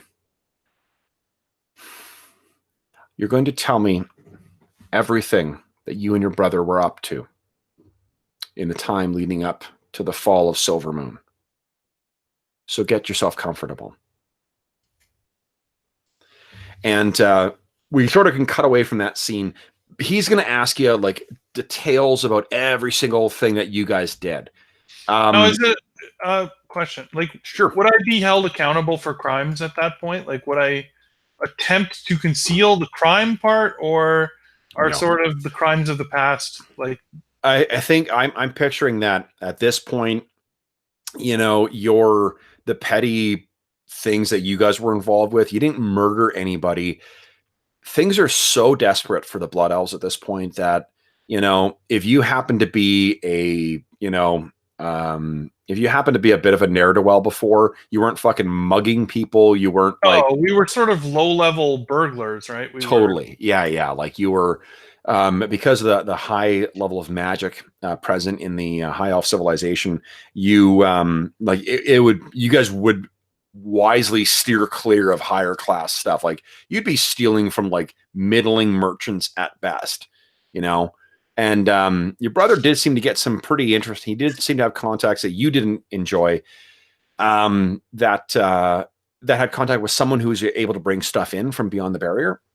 Yeah. Like, and and like there was some contact between Quel'Thalos and the wider world. Like for instance, Prince Kel'Thas, your now ruler, he was actually studying at this incredible magical city, the city called Dalaran, where this phenomenally powerful order of mages called the Kirin Tor. He was studying with them at the time that the city fell. That's no doubt part of the reason why he's been so determined to that you people survive, is because I think he feels guilty that he wasn't here. He wasn't here when his father died. He wasn't here when the city fell. He wasn't here to deal with, his helping his people survive. So, if there's no fear of, I just wanted to say, if there's no fear of sort of the crime of it, he would retell the stories with sort of like, not quite heroics, but a little bit. Like he'd be proud of what they were doing. Like sure. he wasn't embarrassed about it, or even though like to their society being so lawful, it was sort of against the nature of the elves. Yeah. But he would tell it as high adventure that him and his brother were having. Sure. Do you mention about that last day as well? Like him taking you to that drop point or that place under the bridge that he'd never been before, going to that alchemist lab and collecting that satchel? Or do you keep that to yourself? Yeah, I tell him about everything but the satchel. Okay, interesting. So they do. They are particularly interested in that last little bit as well. So they grill you a little bit about, and I mean, it's not. I say they, but like she's just sort of sitting there. She asks maybe like in the span of like the hour and a half conversation or 2 hour conversation or interrogation, I guess. You're really only, she only asks maybe 2 or 3 questions. It's Captain Sunbrand, who is the one who has sort of been leading the interrogation. Have I noticed any pattern to her questioning? Her questions are in particular about specific areas, I guess. Like there's 1 or 2 times where like that you're and things that to you seem innocuous. We are like well, there was a time that we got in. I don't know where they came from, but it was a shipment. We got a crate full of dwarven boomsticks, and she would say where who was he speaking to that? What night was he gone? Where did he go for that? Did you go? Right. And that's all stuff. All that stuff he dealt with on his own. And I think he sort of, if Mel ever asked him about it, he probably sort of played it off as a joke of like, look, if I don't need anyone breaking anything, I can take care of this kind of stuff. Right. He didn't really play it up or really like overly didn't bring it up intentionally on his own. And I don't know. Do you think you guys had like you just trusted him to whatever he had going on? That was, if he wanted to involve you in it, he would have. Yeah. Or were you always kind of curious? No, I think that I let him have sort of the. That's why he did sort of the quote unquote dirtier side of the business. Sure. Is I was sort of, I don't know, not necessarily protected from it, but not as involved in the shady parts of. Sure. I was the fence. I was just selling the goods. Okay. So it's about an hour into the interrogation when you really kind of like, you're realizing you left your patch of or the package of blood thistle at home. You're like, fuck. You're kind of tapping away, and that's when she brings up at one point too. She says, "You're a thistlehead, aren't you?" Yes, of course. So thistlehead would be kind of it would be a derogatory phrase. Oh, okay. Like it's Yeah, like yeah. Because the thing is that before the destruction of the Sunwell, that stuff would have just been a pleasant little buzz, right? Like a pleasant little like thing. Now knowing what your relationship is with magic, that like overindulgence in that is, for some, they see it as like a slippery slope to becoming a wretched. If you're not able to control yourself from eating this stuff that is clearly addictive, like how soon is it before you start trying to drain mana worms, or you're trying to drain like magical batteries and stuff like that, and then lose both your physical form and your mind and become a wretched. right. We would hide it. Sure. Yeah. What of it? No. Yes. I mean, no. No. Give me a What do deception. you know? Give me a. Are you like you're trying to genuinely hide it, right? Yeah. Yeah. Give me a deception check, please. He's Let's not see very how. smart. Like, especially amongst the blood elves. Like I'm assuming with an intelligence of 9, that's essentially like a 6 for a lot of other races. Yeah. Yeah. You're not. You're not the sharpest tack in the. Yeah. So you give it a decent face, but you get the sense from that the slight move in her long eyebrow. And remember, I guess if you look at the illustrations, the blood elves' eyebrows, like, they grow way the fuck out, and their ears are swooping back, and her big eyebrow, kind of like arcs just a hair, where you can tell that she's quite happily told you that, like, no, I know you're lying, Thistlehead. Right. So you, they keep going with the interrogation. So maybe at that point, I say, look, I know you're the captain of the guard, but who is this woman here, and what authority does she have at our camp? You don't need to concern yourself with that, he says. Hmm. And they carry on. Just like the leadership around here. Like, keep people in the dark. He looks. You've not made much of your time since, have you? No, there's not much to make of time around here. He seems disgusted with you, and that's, I think, it sounds like your character's had a real hard time finding his place. So, like, imagine the character who sort of, while everyone else is sort of trying to rebuild and trying to whatever else, you're the guy who's kind of like has to be asked 3 times to do something. Oh, absolutely. Right. So, like, you're sort of in a survivalist kind of mode that everyone's been in here. They've probably looked fairly like someone like the Blood Watch or the Rangers or the Outrunners, like, they'd all be looking fairly down on you. Oh, absolutely. I would go as far as to say they're quite annoyed at me. Well, especially because I seem to have a little bit of disrespect for them. Totally. Oh, yeah. That's great. So the interrogation, finally wraps up, and you're just like bugging out, ready for some blood thistle when they finally let you go. And apart from the sort of again, like, really what they want to know is as much as you know about what your brother was sort of up to. And they seem to have, there's a couple things you mentioned that seem to, to be of interest to them, but otherwise you're not really sure what the hell they're, like, what the big picture is here. What are you thinking throughout this whole thing too?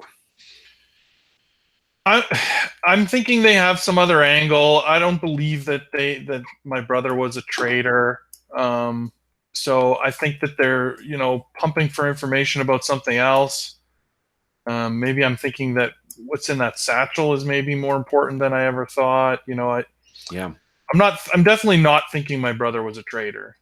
Okay. So what do you make of this whole of his name being that report too? I still don't trust the necessarily even the provenance of it. I don't know where it came from. They're being really cagey with me. So, you Yeah. know, what value is this report? I mean, whose report is this? I don't know who wrote it. I mean, could have been written by anyone, and they tell me that it's Dark Elf or Night whatever, Elf. Night Elf, but I Caliber. don't even know that. Right? Like I don't even know that it really is. It could be Yeah. another. Like it could be any variation of Elven. There's really not any others. Oh, This, yeah, like it's like there's some kind of Elven, though. I'm so like assuming. you as Jeff, I can tell you that like there are other really fascinating things that have happened to the elves in the time in between, including some of them becoming fucking Naga, which is like my favorite backstory for Naga in any fucking game. It's so cool. Right. But you have no idea what at this point the Naga are sort of like maybe at best like legends, and sort of like sea creatures that you would use to scare the children of farmers or the farmers of sailors. But as far as the extent of the elves are just these night elves who drove us out from our home and have never tried to support us. And the night elves certainly did not come to try and help us, during the Scourge. Yeah, that's what. Right. Okay. So at the end, they sort of, they finish up asking the questions that they wanted of you, and then the woman looks at you and says, "Look at the note again. You don't recognize anything else in there. I'll look again. Give me another perception check, please." Difficulty's gonna be a little harder this time because you did miss it the first time. But a fucking 20. You know what? Looking at this again, and this may have been blindly evident to you, but you recognize it now. Like this, fuck, is this not the same script that was in the book in the satchel? Mm. And do you like now when you kind of that dawns on you? Are you trying to hide that from them, or were you intending to share that with them? Um. The reason I I ask because think that, if you're go ahead. I was gonna say, I think at that point maybe he's cluing in that maybe his brother did know something, or maybe there is something to this. Okay. The reason I ask is because if you were going to try and keep a poker face on, I was going to get you to make a deception check. But if you're just kind of like you let it, like oh fuck, that you let the expression kind of ring true. Yeah. Okay. So then, it's I think Captain Sunbrand jumps in again. What is it? What do you see? Well, there might be something, and I'll say,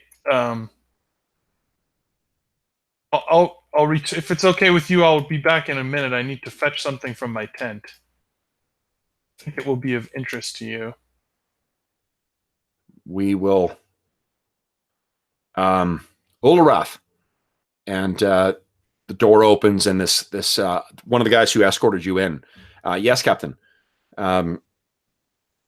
Darkgift wants to collect something from his tent. Would you kindly accompany him? Which is, of course. And then he, as you're sort of getting up to get going, at Captain Sunbrand says to you, "It's not your Thistle pouch, is it?" Of course not. Don't be silly. Okay. So you're escorted back to your tent, and what do you do? Grab my thistle pouch and the portfolio or whatever it is, the document, Yep. and I will bring it back to show it to them. Okay. So you bring it back and show it to them, and the woman is particularly interested in that. Oh, hold on. Where is it here? Just give me 1 second. I'm going to get to my reference doc here.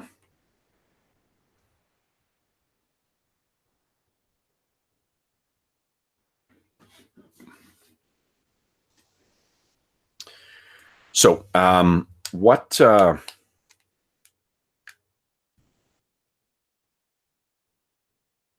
sorry, I didn't write down something. Just give me one more moment. I need to get one more thing from here.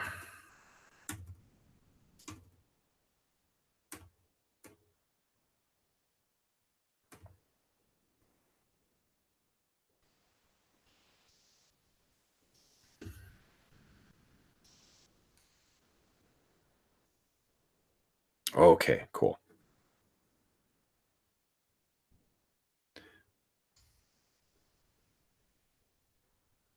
So you collect that thing and you bring it back, and when you get back in, that the woman is standing and talking to Captain Sunbrand, and as you get back in, you turn this thing over, and the two of them are particularly interested in this. They're looking it over, and the woman looks up and she says, "You've had this the entire time."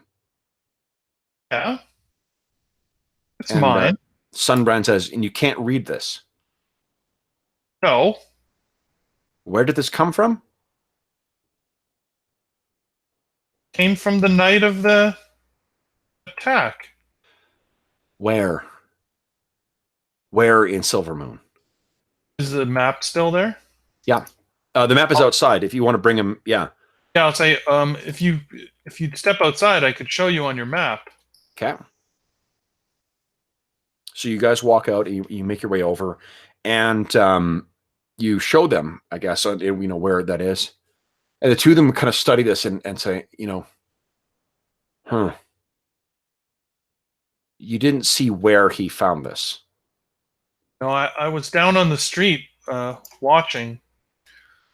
Was beset by ghouls. It was a harrowing experience. This is the night my brother was killed.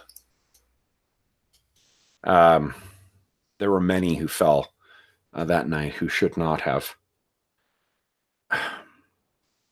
Did you ever, and they sort of lead you back in, did you ever hear your brother speak the language of the Kaldorei? I'll think back. Yeah, and you haven't. No, you didn't. No, for sure not. No. After I think about it for just a second. Although, you know what? There was I think just based on you mentioning your intelligence stat, I think your brother probably was the more clever of the two, right? Oh, absolutely. What you do know is, he tried to teach you his code once or twice before, because he's got a code that he would write in, trying so you guys could send messages to each other, but you always kept fucking it up. Right.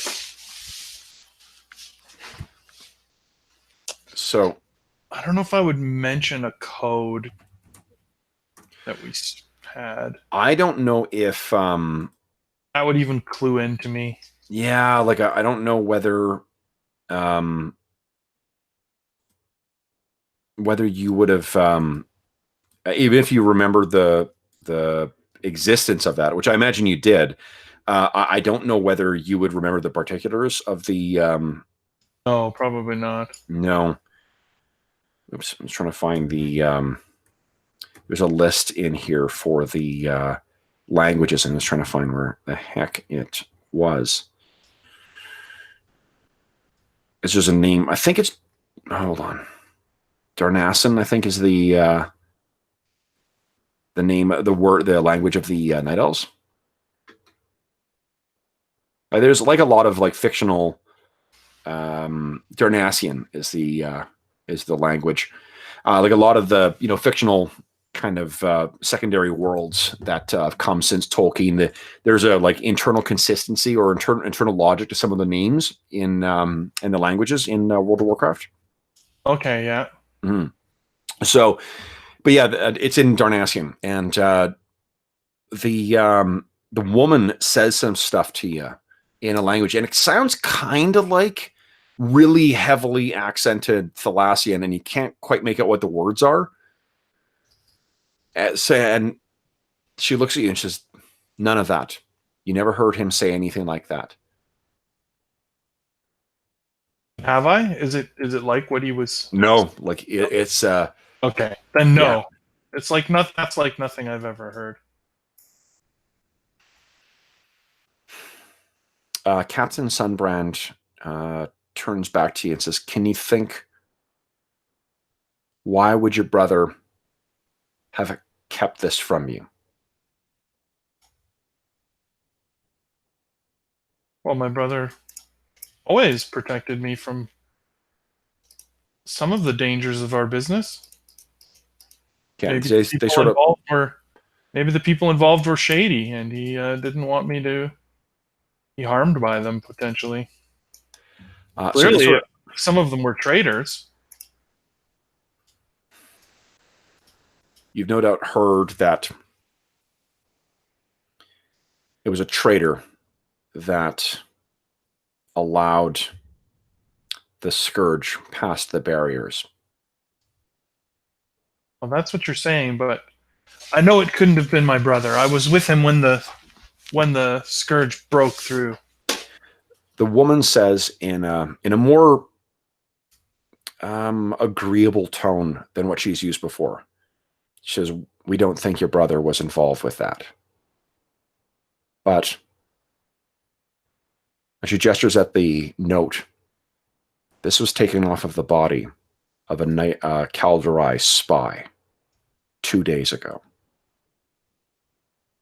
It makes reference to making contact with a Anador Darkgift. That he is the source. Do you know why a Night Elf spy would have your brother's name listed as a contact? No, my brother is dead. There could be no reason for such a thing. They sort of look at each other. And Captain Sunbrand says, "I did not provide the proper introductions. Malanion, this is Farstrider Zana Dawnblood.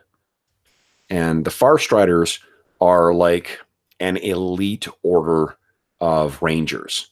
That dates back like basically to the founding of Quel'Thalas. They fought back in the Troll Wars. They fought with, alongside the humans when they first founded their kingdoms, when the High Elves first taught the humans magic.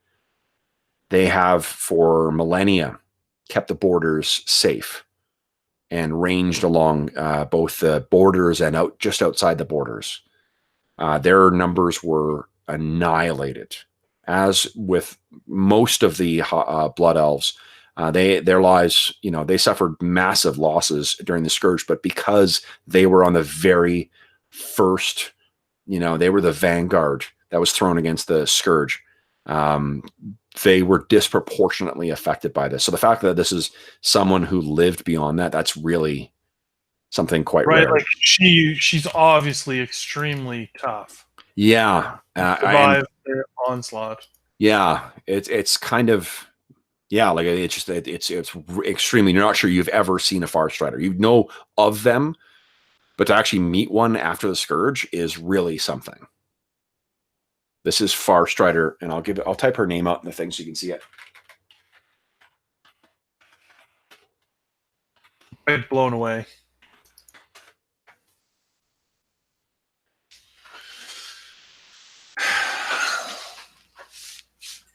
Farstrider Zana. My apologies for being uncourteous before. It says, an honor to meet you. We accuse, says, the honor is mine. Your brothers, whatever your brother may have been involved in, it is clear that you were kept from that. And whatever else he may be, it sounds like Anador was a caring brother.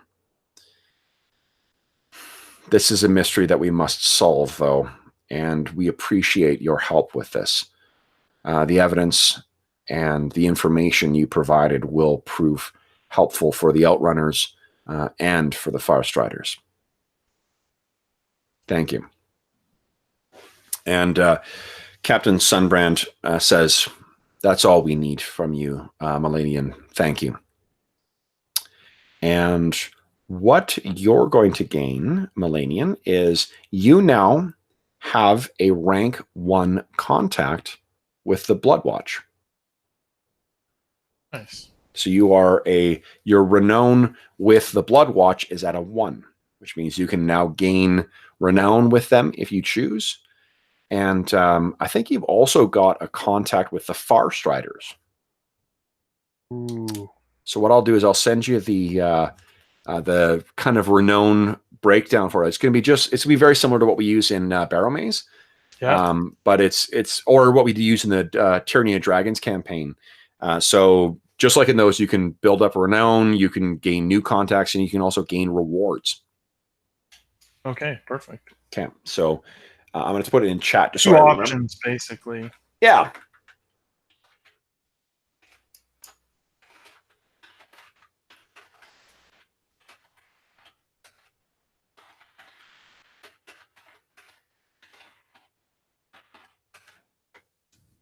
Okay, so we blew past our usual kind of break point. So why don't we take a quick break right now, and then we'll come back and see what other trouble we can get Malanion up to. Sounds good. Okay.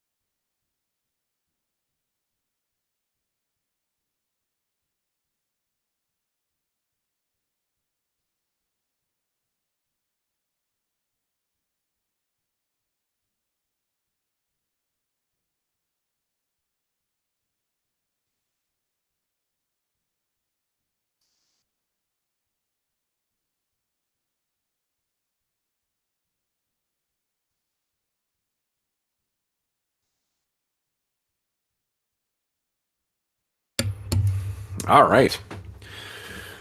I've refreshed my beverages, so I am good to go. So, what does Mel make of all this? He thinks that his brother clearly was into some deeper things than he knew about. He still does not believe that he was a traitor. Mm-hmm. And, based on Xana also thinking that he probably wasn't a traitor, makes him feel better about it. But he still would kind of like to get to the bottom of, what was going on. So does he leave the journal? I mean, I think Xana and Captain Sunbrand would ask about that. If they ask for it, he would leave it with them. If they would not request it, he would take it. Okay. So they would have to openly request. Yeah, and I think they would. Like they would definitely ask. They'd want to go through the full document and try and figure out what the hell, Right. Yeah. Okay. He would leave it with them then. Okay. And it might be something later he would inquire if he could have it back after they had studied. Yeah, it. I think they would assure you that they would definitely give it back to you. I'm going to give you a heroic point back as well. Or hero point. If you go to the character sheet as well, there's a place where you can kind of, it's for your inspiration. Right at the top there. If you click on it, boom, it'll put a little dragon in it. You see what I'm doing there? Oh, yeah. Okay, we can use that for the hero points. Yeah, let's use that for hero points. So we know you got a hero point again. So, and you got a lot of hit points. Okay. So what do you think Mel's going to do for his day then? Like, I guess, like, what does his normal sort of day consist of? You definitely see, it sounds like you're jonesing for some blood thistle. Yeah, I think he, at this point, it sounds like there's a lot of work to do around the camp or whatever. He would always be trying to find the sort of the slackiest job that he could. Yeah. So I mean, like, manual labor is probably the, Right. Like he would, so maybe he's kind of, I guess they know not to put him on something that's really tough because he just won't do a good heavily job. supervised. Yeah, that sounds right. Yeah. Okay. So let's hear the, let me get another name here. One of the nice things of having, so many like great online databases for what do you call it for these for Warcraft and like Azeroth in general is it's super easy like to find names. I go there and then find all the different Blood Elf names and just pick one that sounds kind of cool.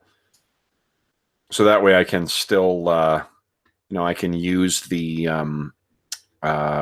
something that does fit thematically for what the world has without having to come up with things myself.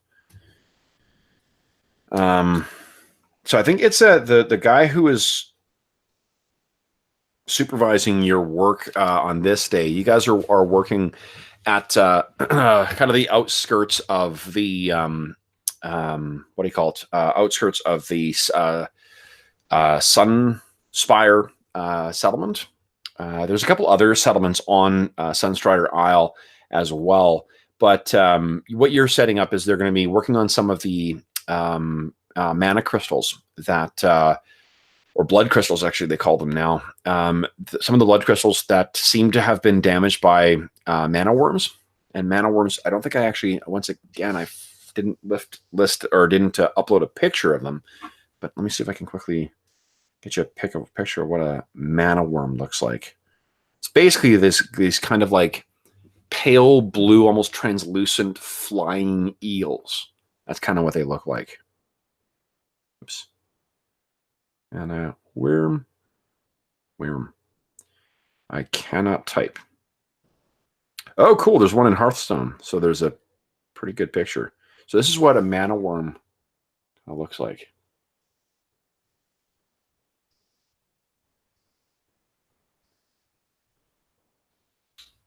I know what it looks like. Cool. So, yeah, so that's the sort of thing you're working on. Say again? Oh, I was gonna say, did you post the picture? But... Oh, I didn't. I held up my camera or my phone. and I had my stupid character sheet. Here, I'll show you again. There you go. Oh yeah, okay, yeah.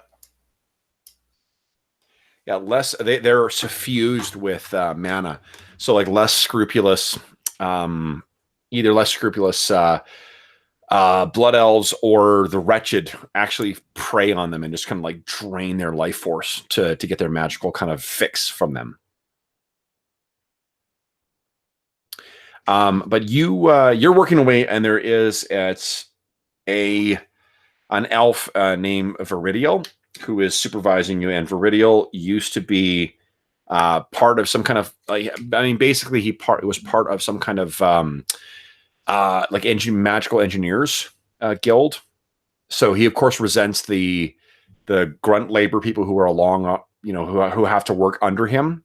And I think you can imagine that over the intervening years that you've been working on his sort of work gang, given the order of Blood Elf Society, I imagine there's regimented shifts and stuff like that they have people work for. Yeah. So you're at that shift when you're about partway through your day and you're taking your break, and this guy, another elf who let me see here. Add handout. I kind of went bonkers with the number of handouts today, but there's so much great media that's available for Warcraft that I don't know, did it feel like it added to having all those illustrations? Did that add to the that? Oh yeah, I love it when there's art to go along with all the different things. Awesome. Okay, cool. Worth it. Okay, so this is, give a name to this dude. Might as well take advantage of the resource, right? Totally, yeah.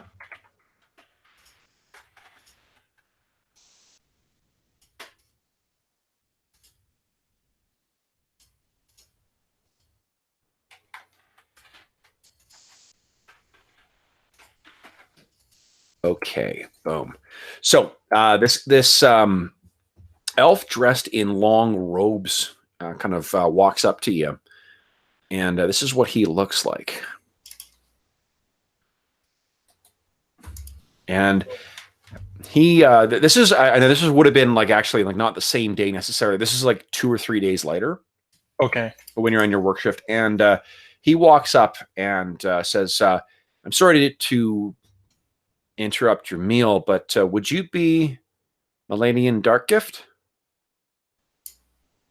Yeah, I am. My name is Anthil Sunstrider, and you can tell from his robes he's probably part of the Magisters Guild, so the mages. He says, "Would you have a moment to talk? I knew your brother." Oh, yeah, for sure. So he sort of looks at the people. Do you think Mel is the kind of guy who eats lunch with his coworkers, or he's the guy who eats on his own? I would say probably on his own. Okay, yeah. He's a loner, right? He's for sure. He's lost his sidekick, right? So, yeah. Or his leader to sidekick too, or depending on how you look at it. I would say that's probably more what it was like. Yeah. So what? This guy sort of looks at the looky-loos who are looking over and trying to figure out why you're talking to a magister. He says, "Perhaps we could take a walk. I could have a word with your foreman if needed." Oh, he won't miss me. He's used to me not doing much. Okay, good. So he, you guys get up and walk off, and you're a good almost a full head taller than this guy too. All blood elves are fairly, relatively speaking, fairly small, but you're particularly tall for a blood elf, and this guy's a little smaller. And he says, "So I don't think we ever had the pleasure of meeting before all of this, but I did know your brother fairly well. I take it he never spoke of me. Oh. Well, he did speak well of you. And I've heard through, well, from friends that the Bloodwatch was interested in speaking to you. Yes, I spoke with the Bloodwatch. Before all of this, your brother was a great help for me, and we worked together on a number of tasks. And I can see that you've kept yourself occupied since we lost the city. But I'm wondering if you might be interested in doing something a bit different. Something more in keeping with what your brother suggested was in your particular skill set. Yes, potentially. What have you got in mind? Well, before the fall of Silvermoon, I was my family, the Sunstriders, we had vacation property, and it was on this Sunstrider Isle, further to the north. You see, along the northern coast. Before the fall of the defenses, it was quite lovely. A seaside manor, wonderful weather, a good place to get away from the bustle of Silvermoon. I have not had an opportunity to go there since, but there are some books of my father's that I would like recovered. Sentimental reasons, you see. Yeah, okay, sure. How would I... Assuming you're asking me to go and fetch these books for you. Yes, you see, I'm not... I don't think that I would be able to slip away, and of course they don't like us, any of us, ducking out without good reason. However, I have a good friend in the Outrunners who has agreed to supply a boat. He is not confident to do it himself, but if he had a strapping young man protecting him, then perhaps he would be more willing. That's what I'm hoping you would do. You would go with him and go in there. I don't know what lurks or what threats might be in the cottage, but I trust that you would be able to handle yourself. That's what I've heard about you. At least that's what Anador said. I've been in a scrap or two. I hear. So, is this something that I could rely on you for? I will, of course, pay. Right. What's the risk of getting caught leaving the camp? So, yeah. No, I guess you're not asking Anthiel. You're asking. No, I'm asking you. Yeah. Me, What would yeah, my sorry. character know? Yeah. Yeah. So, I mean, they're not going to put people in jail. They're not going to murder you, right? Right. But there may be some kind of if you're like the Outrunners. It's at this stage, you guys are. They're certainly, you're not like a missed meal or two away from death or collapse or something like that. But it's probably not going to be, if you're wasting resources on, or at least you're perceived to be wasting resources on kind of like larks, then it might, it might not be seen terribly well. It certainly wouldn't improve your reputation in the community. Right. But we're talking like a week in the stockade or whatever. Oh, yeah. It's something in that vein, and not. It's certainly not. It's low crime. Absolutely. This is more like kind of a. So in what do you call it? In the early days of Canada, the communities would do this thing called a charivari, which is like basically public shaming. It's kind of like running someone out of town on a rail. Yeah. So it's a big event. That's kind of what I'm picturing, is that like the community would turn, people might not be as keen to help you out ever. And Right. yeah. Okay. I'm just trying to like judge two things. Like, one, what kind of price I should be talking with this guy, and two, like, would I do it for a stranger? Yeah. Right. Like, if it's life in prison, I'm not risking it for some random stranger. No, definitely not that. Even if he says he knows my brother, I don't really give a shit. Yeah.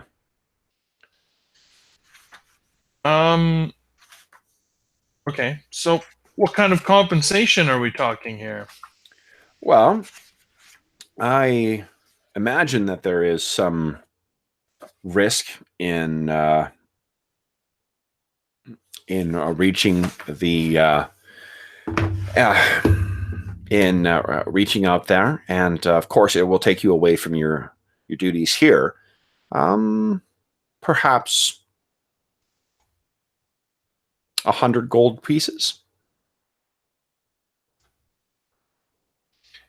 Okay. Now, if you want to, how tempting would that be to me? Like, well, I mean, like looking at the cost of stuff in the player's handbook, which is right in front of me here, that's not a huge amount of money. Yeah. I mean, like I think your starting coin, if you were going to roll your coin, is probably a lot more than that. Okay. So 100 gold pieces, that doesn't even buy a breastplate. Plate mail armor costs 1,500 GP by comparison. A sword, crossbow, a hand crossbow costs 75 GP. So, what is a knight in the? Let's see here. I'm just trying to find the. I guess the other question is, like, how much time are we talking here? Like, is this like something that's going to take me a week, or? Oh no! This would be 3 days at the most. My friend and the Outrunners would take you up the coast. Here's okay. Lifestyle expenses. So lifestyle expenses in the player's handbook are suggested at 2 GP per day for comfortable living. Okay, well then that's quite a bit. Yeah. Right, like 50 days, so a month and a half, let's call it, of decent living. Yep. For a weekend of work. Yeah, and like you're living at probably like modest living right now too. So like would be a step up. This is like all your expenses would be paid for 3 months of living from right. GP. I could really slack off at my duty. Right? Yes, they haven't even begun to see me slack yet. Yeah. So I think that would be quite agreeable to me then. Okay. So then if you, what do you say in response then? Sounds good. When would we leave? Oh, wonderful. Are you ready to leave then? Hey, now? It would. He kind of leans in. My friend would suggest that evening would be a more prudent time to leave. Oh, right, of course. Yes, and he kind of does the touching the nose kind of thing. Right. So his name is Belloc Windrunner. You can find him. I will arrange for him to be found. We'll say half a kilometer east of the docks. He'll find you on the shore if you can make yourself there. Now, I'm not certain. Since the fall of Silvermoon, the wildlife has been somewhat unusual. So I would take all reasonable precautions. I anticipated, based on what your brother told me, I expected that you may be of assistance. And he sort of draws out this little scroll. This is a list of the tomes that I would like you to recover. He hands it off to you. Thank you. Thank you, Malanion. you're. I'm very sorry for the loss of your brother. Well, thank you. I liked him a great deal.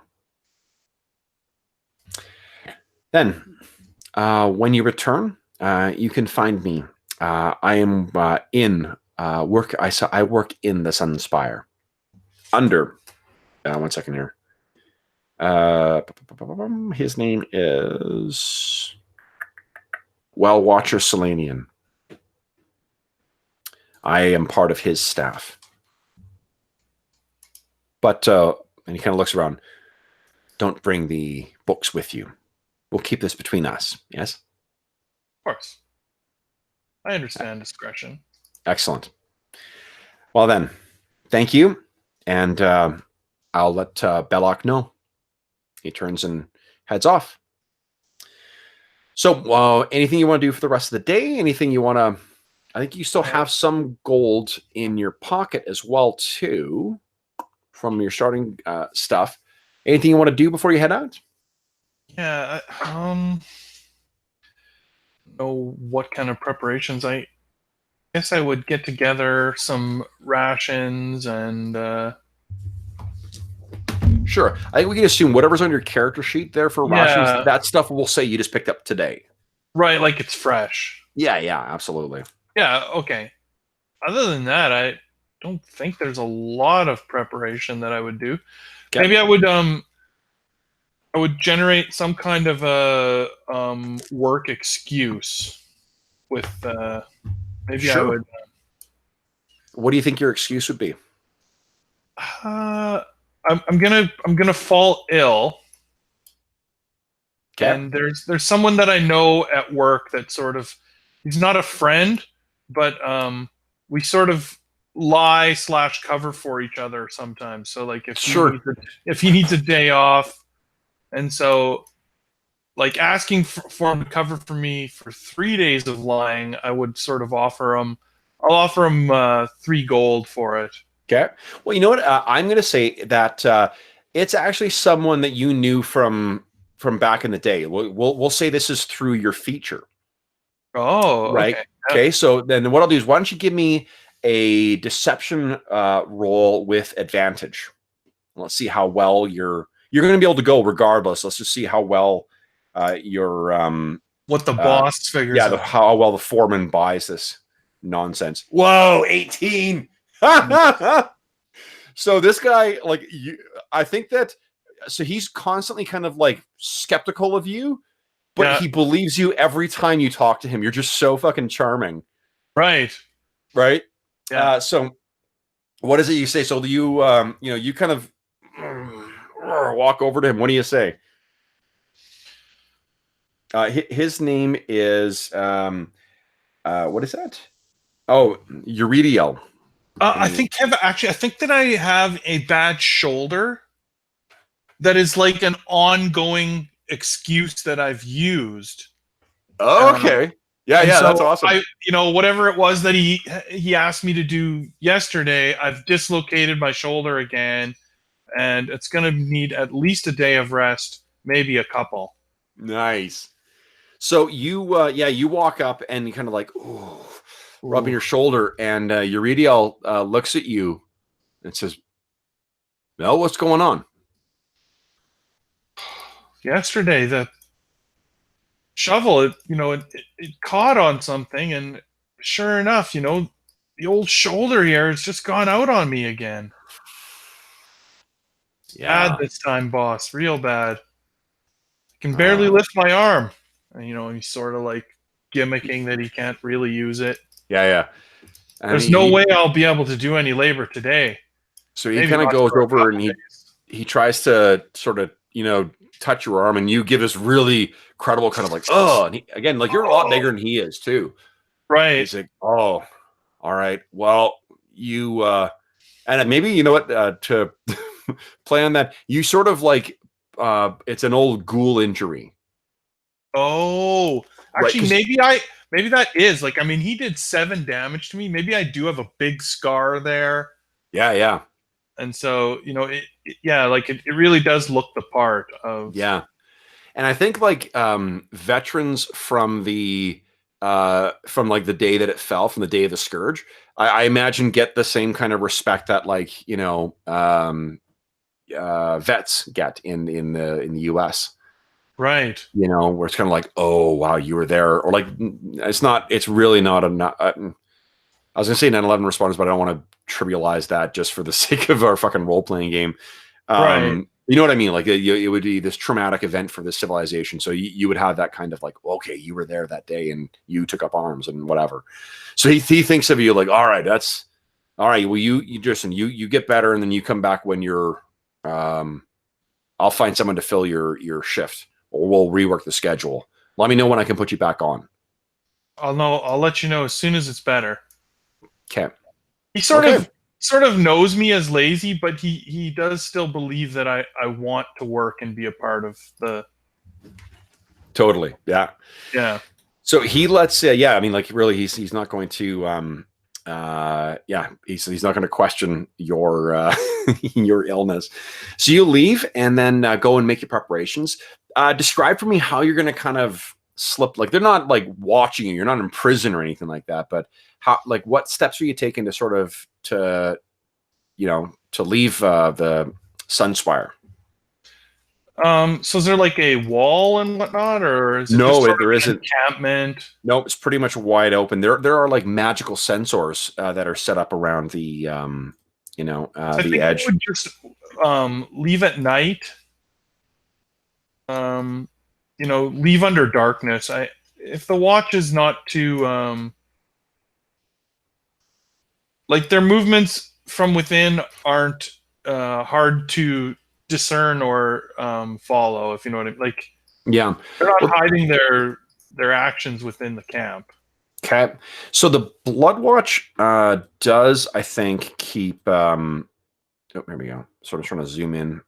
Well, actually, maybe I'll. No, I don't think I would have enough of a contact or anything to try and do anything other than just be sneaky on this about it.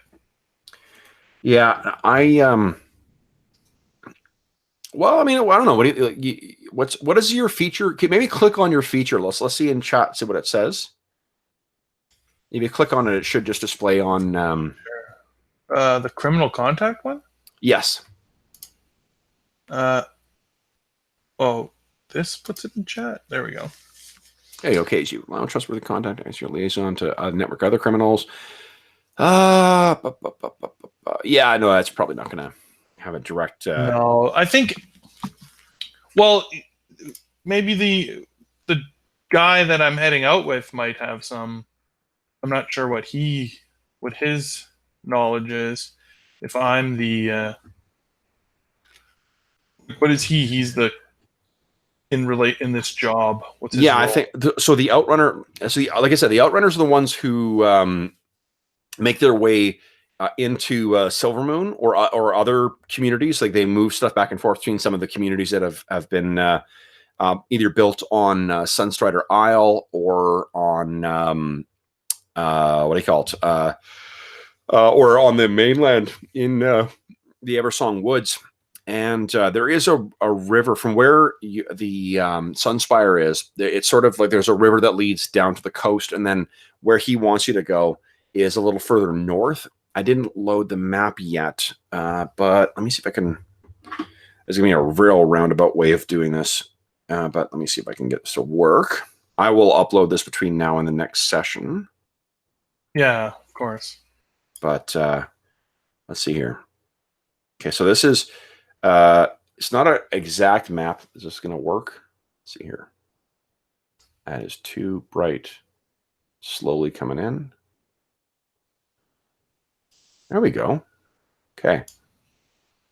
So you see where, let me stabilize my fucking hand here. I got the stability of a fault line here. Jesus. Okay. So you see where that tower is there? Yeah. That's kind of where the Sunspire is. Where he wants you to go. Oh, did this close down? Of course it did. Yeah. Okay, let's see here. Goes nonsense again.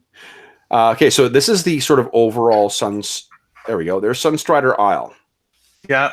Where he's saying is way up in the north here, like the top of that map there, where those hills and whatnot are.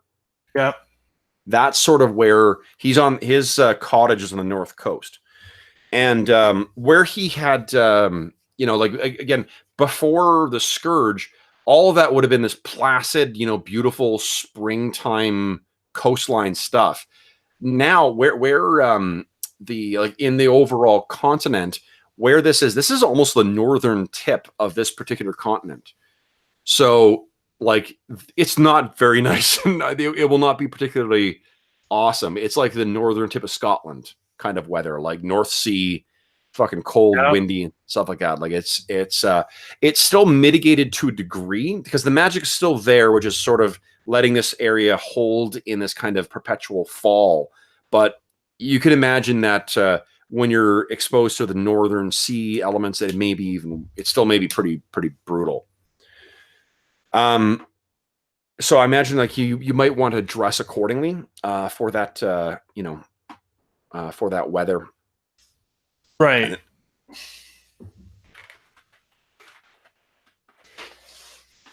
And there's the name of your contact there, Belloc Windrunner. Belloc Windrunner. So he's the outrunner who you're supposed to contact. Okay, so then let's do this. Let's see how eventful your sneaking out of the camp. Like I think that there's obviously the kind of magical sensors out there as well, which you probably know well enough to try and work around. So you're not going to automatically get detected.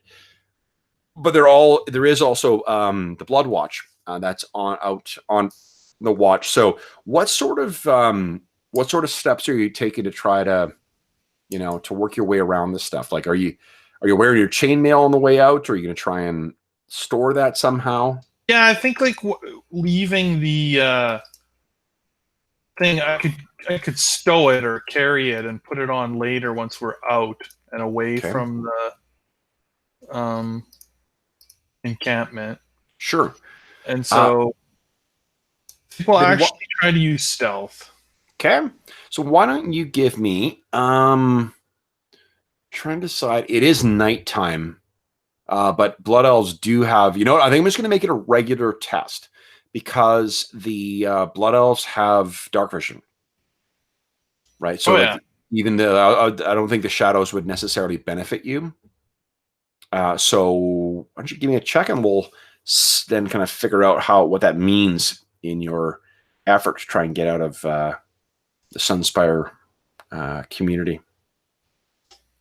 Wow, nat 20! Holy shit.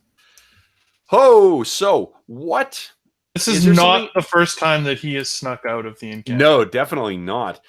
So, I mean, it's a crit that you rolled too. So is there some extra benefit that you think you might want to... Well, I just think that's how he helps Belloc to ensure that we both get out. Sure, yeah. So you make... you meet Belloc... kind of like, just where he had given you, like east of the docks.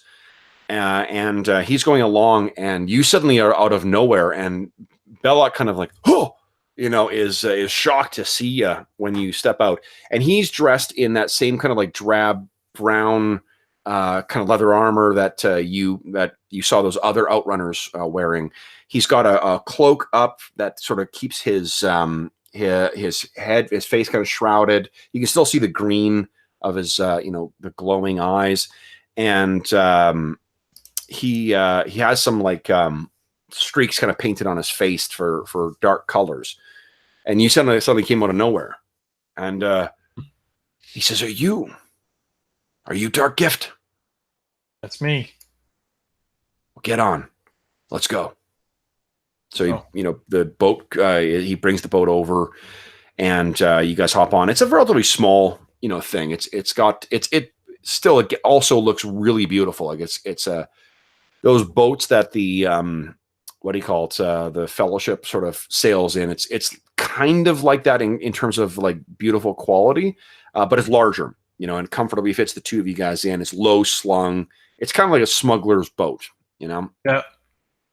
And it's definitely been colored, like painted in darker and drabber colors than what otherwise. Like it doesn't have the beautiful gold and and red, crimson accents that most other Blood Elf stuff does. This is something that's been built for stealth.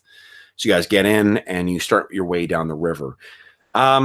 He's really, unless you're intending to sort of chat with him, he's really not going to prompt any conversation.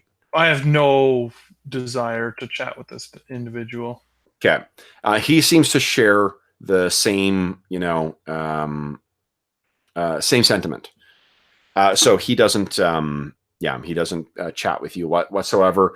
But you guys get, as you get further north along the coast, you make your way out of the river, and then you make your way further north. Let's see if anything interesting happens.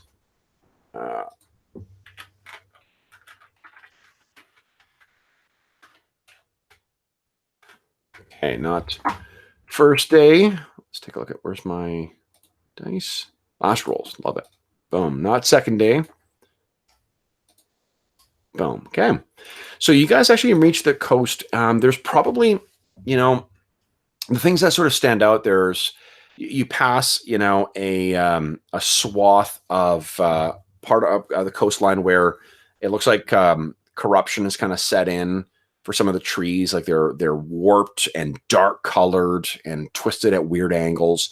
But it's only like a small little copse of corrupted trees amongst a bunch of other autumn colored or deciduous trees. You also can see wild dragon hawks, flying overhead at a couple of points as well. And at one point there is a curious, what do they call them? Something. I can't remember. Spotted lynx, I think, is what it's called. It's kind of like red-furred wild cat. It's about the size of like a mid-sized dog. One of them kind of comes to the edge of the water, and or edge of the kind of the cliff leading down into the water, and it seems to watch you very curiously as you guys go by, and then it heads off. Oh, you know what? Hold on, I got something I want to use. I was going through all of my Dungeon Masters Guild purchases. So the Dungeon Masters Guild is this thing on RPG.net where you can upload, you can write and upload 5th edition D&D stuff, and then you can sell it on there. And cool.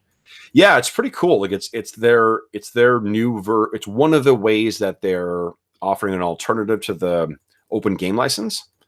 And there's some pretty fucking cool stuff I've found on there. And one of them was this neat book of all random encounters. But it's not just like random encounters. It's also like, a random major event or a random minor event or like a random kind of, snippet of a travel log. Like, if you're traveling in tundra, you might see, I don't know, right, it's not always an encounter. No, it's just like the kind of like Tolkien-esque kind of like neat, sort of narrative flourishes that come to your travel. Yeah, nice. Yeah, I like it a lot. So let's see here. Coasts. Would you give me give me 2 D10 rolls, actually, please? Okay. 1 and lucky 7. Oh, awesome! Oh, those are both awesome. So you on the first night, during the first day, you hear something that really kind of sets you ill at ease at first, because I don't think you've ever fucking heard this before in your life. Not until the Scourge, not until the last 5 years. So the first 60 years of your life, never heard this before. And what that is thunder. Ooh. There's this peal of thunder somewhere off in the water, and you I think that do you think it would startle you? Like, would it be something that you'd be, whoa? Like how? I don't know if you'd be startled. Yeah, maybe. Like, just like curious. Certainly would. Yeah, it would certainly be. It would make him uncomfortable. Okay, cool. So yeah, so he kind of looks off, and for the first time in like a day and a half, Belloc finally speaks, and he says, It's a sea storm. It doesn't look like it's blowing in. And that's sort of all he says about it. Okay. And sure enough, he does seem to be right. It doesn't, it doesn't blow off. And the day before you reach the cottage, you guys are going along. It's early in the morning. Like Belloc is pretty insistent that you guys get up and get going to make as much use of your travel as you can. And what you see in the dark, still dark of the morning sky, is a light that appears drifting over the what do you call it? Over the blackened wooden, wood covered hills. And you're looking up at that thing and you're trying to figure out what the heck, and you can tell that there's a strange bit of a break in the horizon. Like it's all it's uneven because there's like hills and there's trees and stuff like that. But this seems to be like almost like a blackened finger that stretches up against the spire, and or against the cutting a swath out of the kind of like hazy, pale sky of pre-dawn. And then there's this light that's glowing atop it, and the light has a kind of it's got, I think, a bit of a flickering to it as well. Would you give me I'm trying to think if this is a history or what would this be? Let's see what that's player's handbook. That's what I want. All right. It's going to be a nature. You can use nature for this. You could use history for this. Neither of things that I know. You could use survival for this as well, too, I think. I'm slightly better at survival. Okay. By that, I mean I don't have a penalty. Okay, so you're even with advantage, I think you're still going to looking at it like, what the why is there this flickering light above there? Do you say anything to Belloc about it, or? Yeah, I think at that point there, when I don't have a clue what it is, I will point it out to him. Okay. So he looks and he says, a lighthouse. Oh. It was a lighthouse. I've never seen such a thing. We don't make use of it. Well, I'm not sure anyone's been there since the fall or since the Scourge, but it seems as if the magic may be failing. You look back at it and you can see it is sort of like it's not like flickering on a regular basis. It'll like be steady for a moment, then kind of like flickered and then go back up again. It's just not many that make their way out here anyway, so can't imagine it has much use any longer. Does mean we're getting close, though. So unless you have any other questions, he just goes once again back to kind of sitting there in silence. Yeah, me as well. Okay. And I'm going to here.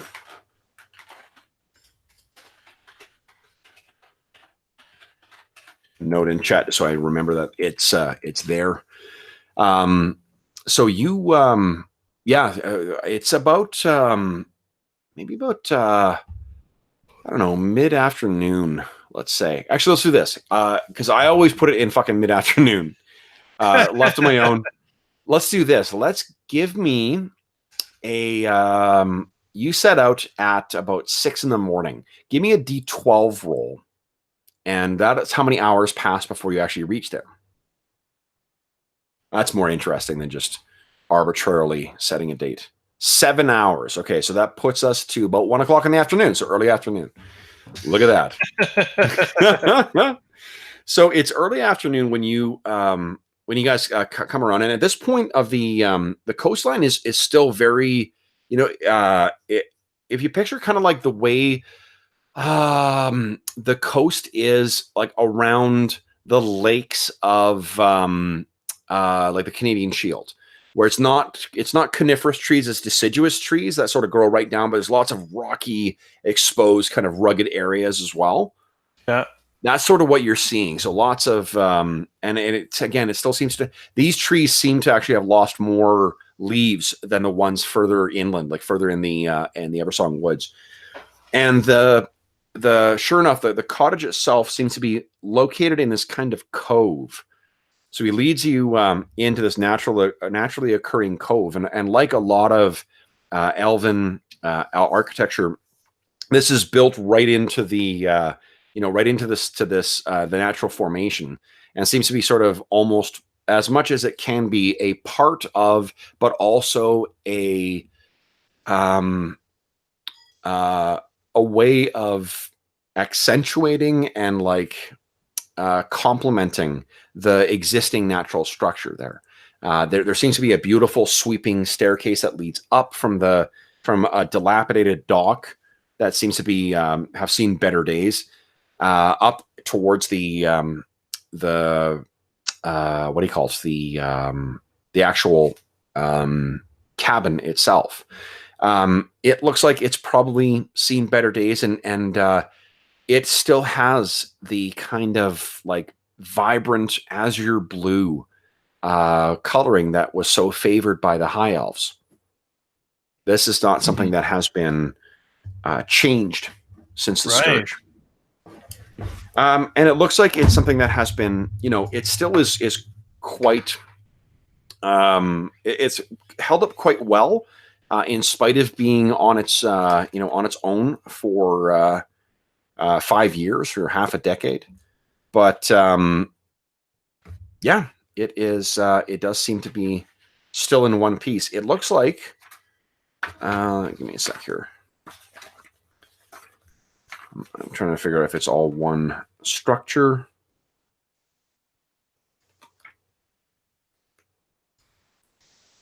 Or whether it is separate things.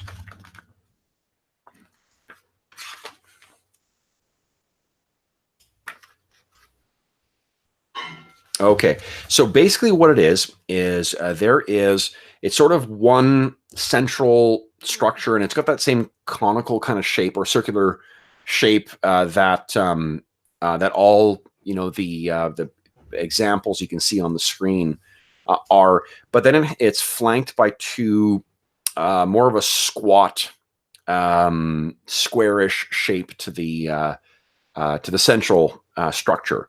There's, of course, the sort of beautiful columns and whatnot that characterize the blood elf or the high elf features. There's architecture. There's a tall tower, and it looks as if there are a couple of windows and whatnot that are open to the elements as well too. Looks like maybe the building or the windows have been smashed in some cases. Mm. So, Belloc once again speaks for the third time on this trip. He says that's what he's looking for. That is, I got to change his fucking name because Sunstrider is just, that's the name of the isle. That's the name of whatever else. He's not part of that. Let's call him I'm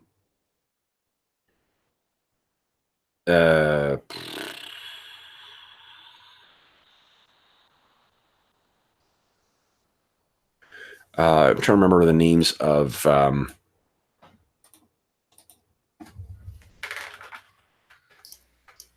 some of the elves. Yeah, some of the ones from the clans from basic D&D, because there's what's your goal? We'll call them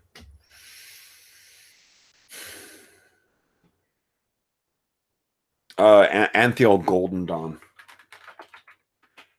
Seems like a appropriately what do you call it? Blood elf or high elf thing. So that's the Golden Dawn cabin,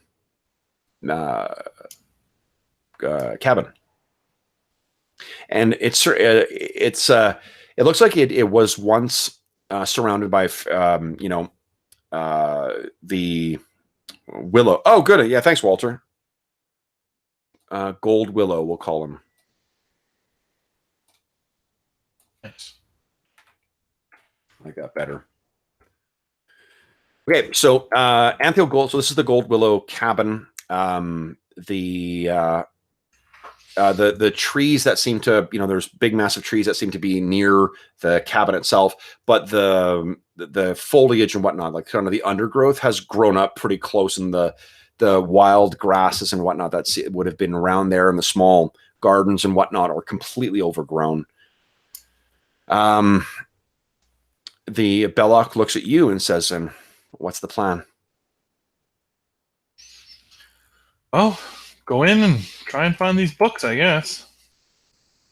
I'll let you off from the dock, and I'll stay there. Yes, you wait at the boat in case there's trouble. He gives you a look as if like, yeah, I was never going to do anything other than that. Like he's right. Well, no, and then I just meant like keep the boat running kind of sure. thing, Yeah. So I'm assuming you have not been traveling with your chainmail and whatnot on. So this would probably be when I would don it. Sure. So you start to kind of getting yourself. Well, I guess. Do you want to wait until you get onto the dock? Because the dock is a fairly long thing. Yeah, that would probably be. I'd rather be on sturdy ground than trying to do it in a boat. So you get on there, and I mean the dock also looks pretty. It looks like a couple of years ago, maybe part of it collapsed in. It's only 5 years that have passed, so it's not like the thing is falling apart. But it just looks like there's detritus that's been blown up on it and stuff like that, and covers part of the dock. And you're able to get out and get yourself completely kitted out. You get your chainmail on, your what do you call it? Your shield ready, and your big fuck off hammer. So let's take a look at him again. Look at that. What a badass. Yeah.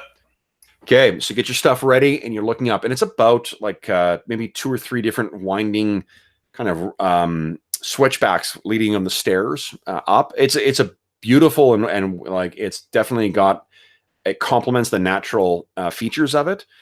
But yeah, there's a little boathouse I imagine as well too that probably has a couple boats stored in it, like smaller skiffs.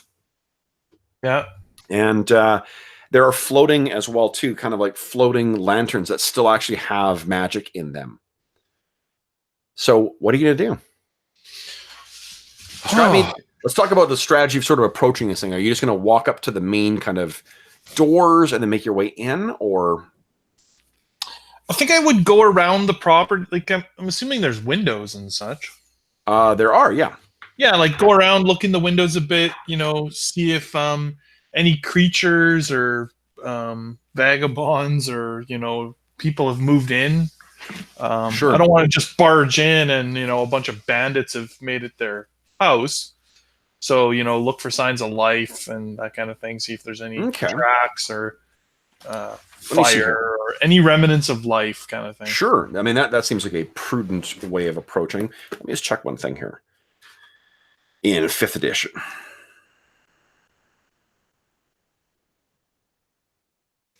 Oh, I just checked. It says you're dead. So, hope you've enjoyed him so far. It was a good run you had with him. Not bad. Yeah, you've had worse, that's for sure. No, look it up here. Come on, where are you? It's always the fun of switching between games is trying to remember where to find stuff. And I looked over this player's handbook so many fucking times the first time we got it. Like, first time we played it. Here we go. Here we go. So I think it'll be a wisdom.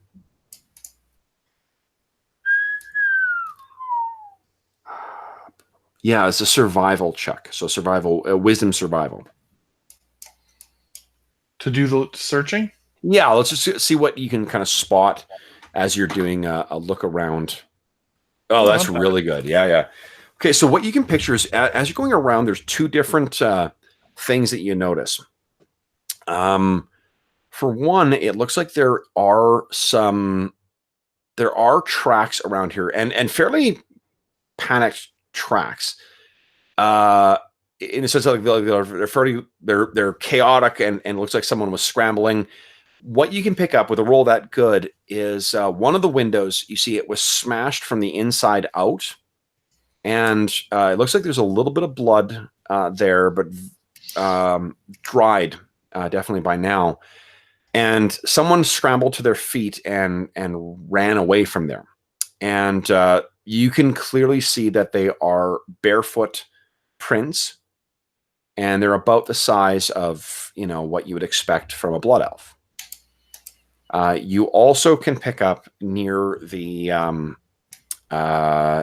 near sort of the outside of this or the perimeter are the steps of some kind of enormous insect or arachnid. Ooh. Yeah. And you can tell because of the placement of the things, and it's moving up inside. The doors do stand open in this place, and it's kind of dark in there. I'm not going to make you make a perception check, but you can actually see that there does look like there's a fair amount of cobwebs that are in there as well. Inside the house. Inside the house, yeah. Okay. And when you say enormous, I mean, let's see here. Like, are we talking 3 feet, 6 feet? Yeah, Shelob. Let's see here. It is.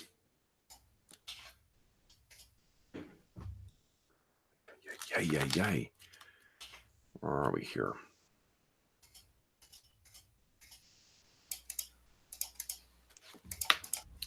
Sorry, I'm trying to find where the darn thing is in the monster manual.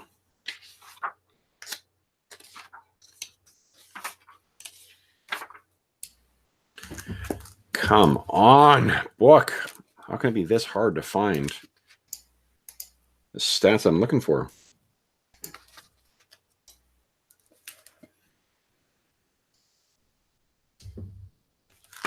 Good golly.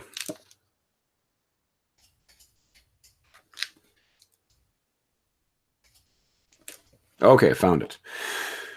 So it is, oh gosh, is this thing big? Judging from, like, you could easily stand in the middle of the markings of its footprints or whatever, or leg prints, whatever you call. I don't know if spiders have feet as well as legs, but the end of their pads or whatever at the end of their legs, you could stand in the middle of this thing. Like, you can kind of picture in the movie version of this, we'd see you standing there and kind of looking around, and like, judging from the diameter of this thing, like, it's probably about the reach of the legs is about 10 feet across. Whoa. Yeah, it's a big mamma jamma. Okay, that would make me a little nervous.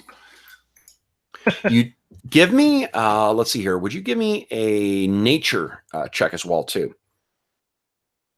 See how mindful you've been of what's happened on Sunstrider. Oh, an amazing roll again too. Good Lord.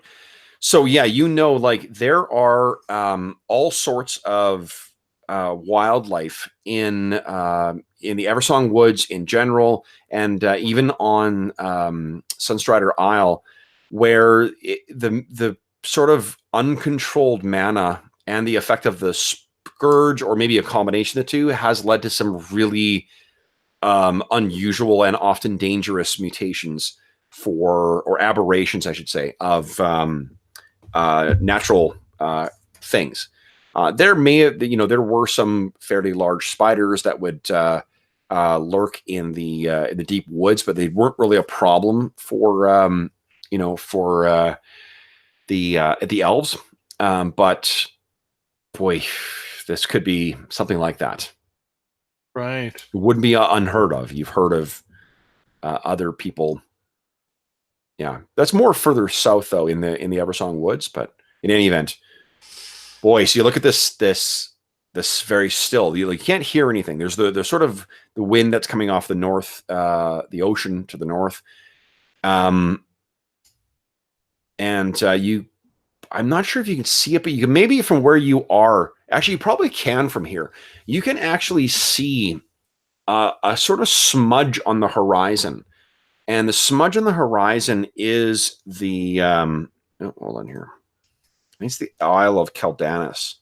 I may have that name wrong. I'll correct it if I'm wrong. But the Isle of Keldanis is where the Sunwell was located. So the source of all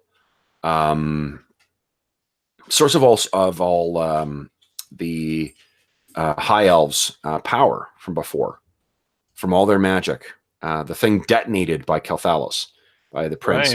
Right. That's, I don't know if you've I don't see you necessarily having a reason to go out there beforehand. So this may be the first time you're actually seeing the island of Keldanis. I would say so. Yeah. Yeah. So what does he? What effect does that have on Mel? What's he thinking? I don't know that he thinks too much of it. Yeah, it's just like it's he was never really a big part of their history or the magic, so yeah. I don't know. I guess it's just another place to him in a way. Okay. It's not. He doesn't think of it as that special, or well, maybe special, but not. Maybe not with some of the same reverence that other members of the Blood Elves would have for it. For sure, yeah. With where he sort of fit into Blood Elf society before and where he is now, that totally makes sense. Yeah. Would you kindly give me a perception check?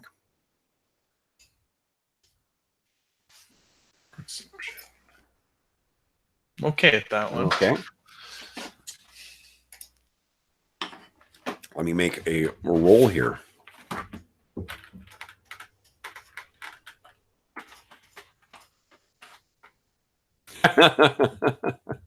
Okay, so yeah, what you're looking at? What do you call it? You're looking at the out at the sea, and you look back at the still and silent cabin. What's the strategy here, Mel? I guess I got to go in there, so no point in putting her off. I mean, if the spider's here, it's here. I can't really, right? I don't have a lot of strategy around avoiding it. Okay. So you take a deep breath, and you start making your way towards the open front doors of the up to the patio that looks out over the Northern Ocean, the view of the island of Keldanis, and you hit a point. Are you trying to be quiet, or are you trying to? Yeah, I mean, I'm not sneaking. Like I'm not. I'm trying to determine if there's a stealth check or not. Otherwise, someone will automatically hear you. I mean, I would assume that he's trying his best. I mean, sure, yeah. Give me stealth check. It'll be at disadvantage because of the chainmail, but give me a stealth check, please. Thanks, Walter. Yeah, that natural one. The old we were saying earlier that the what do you call it? The benefit of playing in the World of Warcraft is there's so much great fucking art to draw from. Okay, nat 1. Okay, so what I think happens is you're making your way up there, and you don't realize that there is at your feet one of those magical lanterns that was sort of floating along has apparently lost power. So your eyes are trained up, right? Like looking in there, you're studying those cobwebs that sort of hang like drapes inside it, and you don't notice that there's a lantern falling at your feet, and you hit it, and it kind of like it rattles as it rolls into the cabin itself. You're kind of like, shit. And you wait for a moment. And then you hear a bang, bang, bang of something like battering up against some wood. Something clattering and moving from within there. Oh, God. And we'll find out what that is in the next session. Awesome. Okay, cool. Let me get out of here, and then we'll make with the outro. We're a couple minutes early for this, but I don't think we're going to find a great time to stop. Yeah. There's not a better point that's going to be coming up. Oh, though, hold on. Before we get out of here, though, give me 1 sec. XP, baby. Let's get you some experience points. So you already hit 2nd level, which means you were at 3 XP. So why don't we put you at, we'll start you at 3. We'll keep you at 3 even. And it gives you a couple sessions to play with level 2. Yeah, I didn't really even use the rage yet. So Yeah. So, okay, so if you go into thing and record your experience points as 3, we can keep track of it there. And that is great. All right, let me get out of here and let me get out of exit the game. Quit sharing screens. Stop sharing.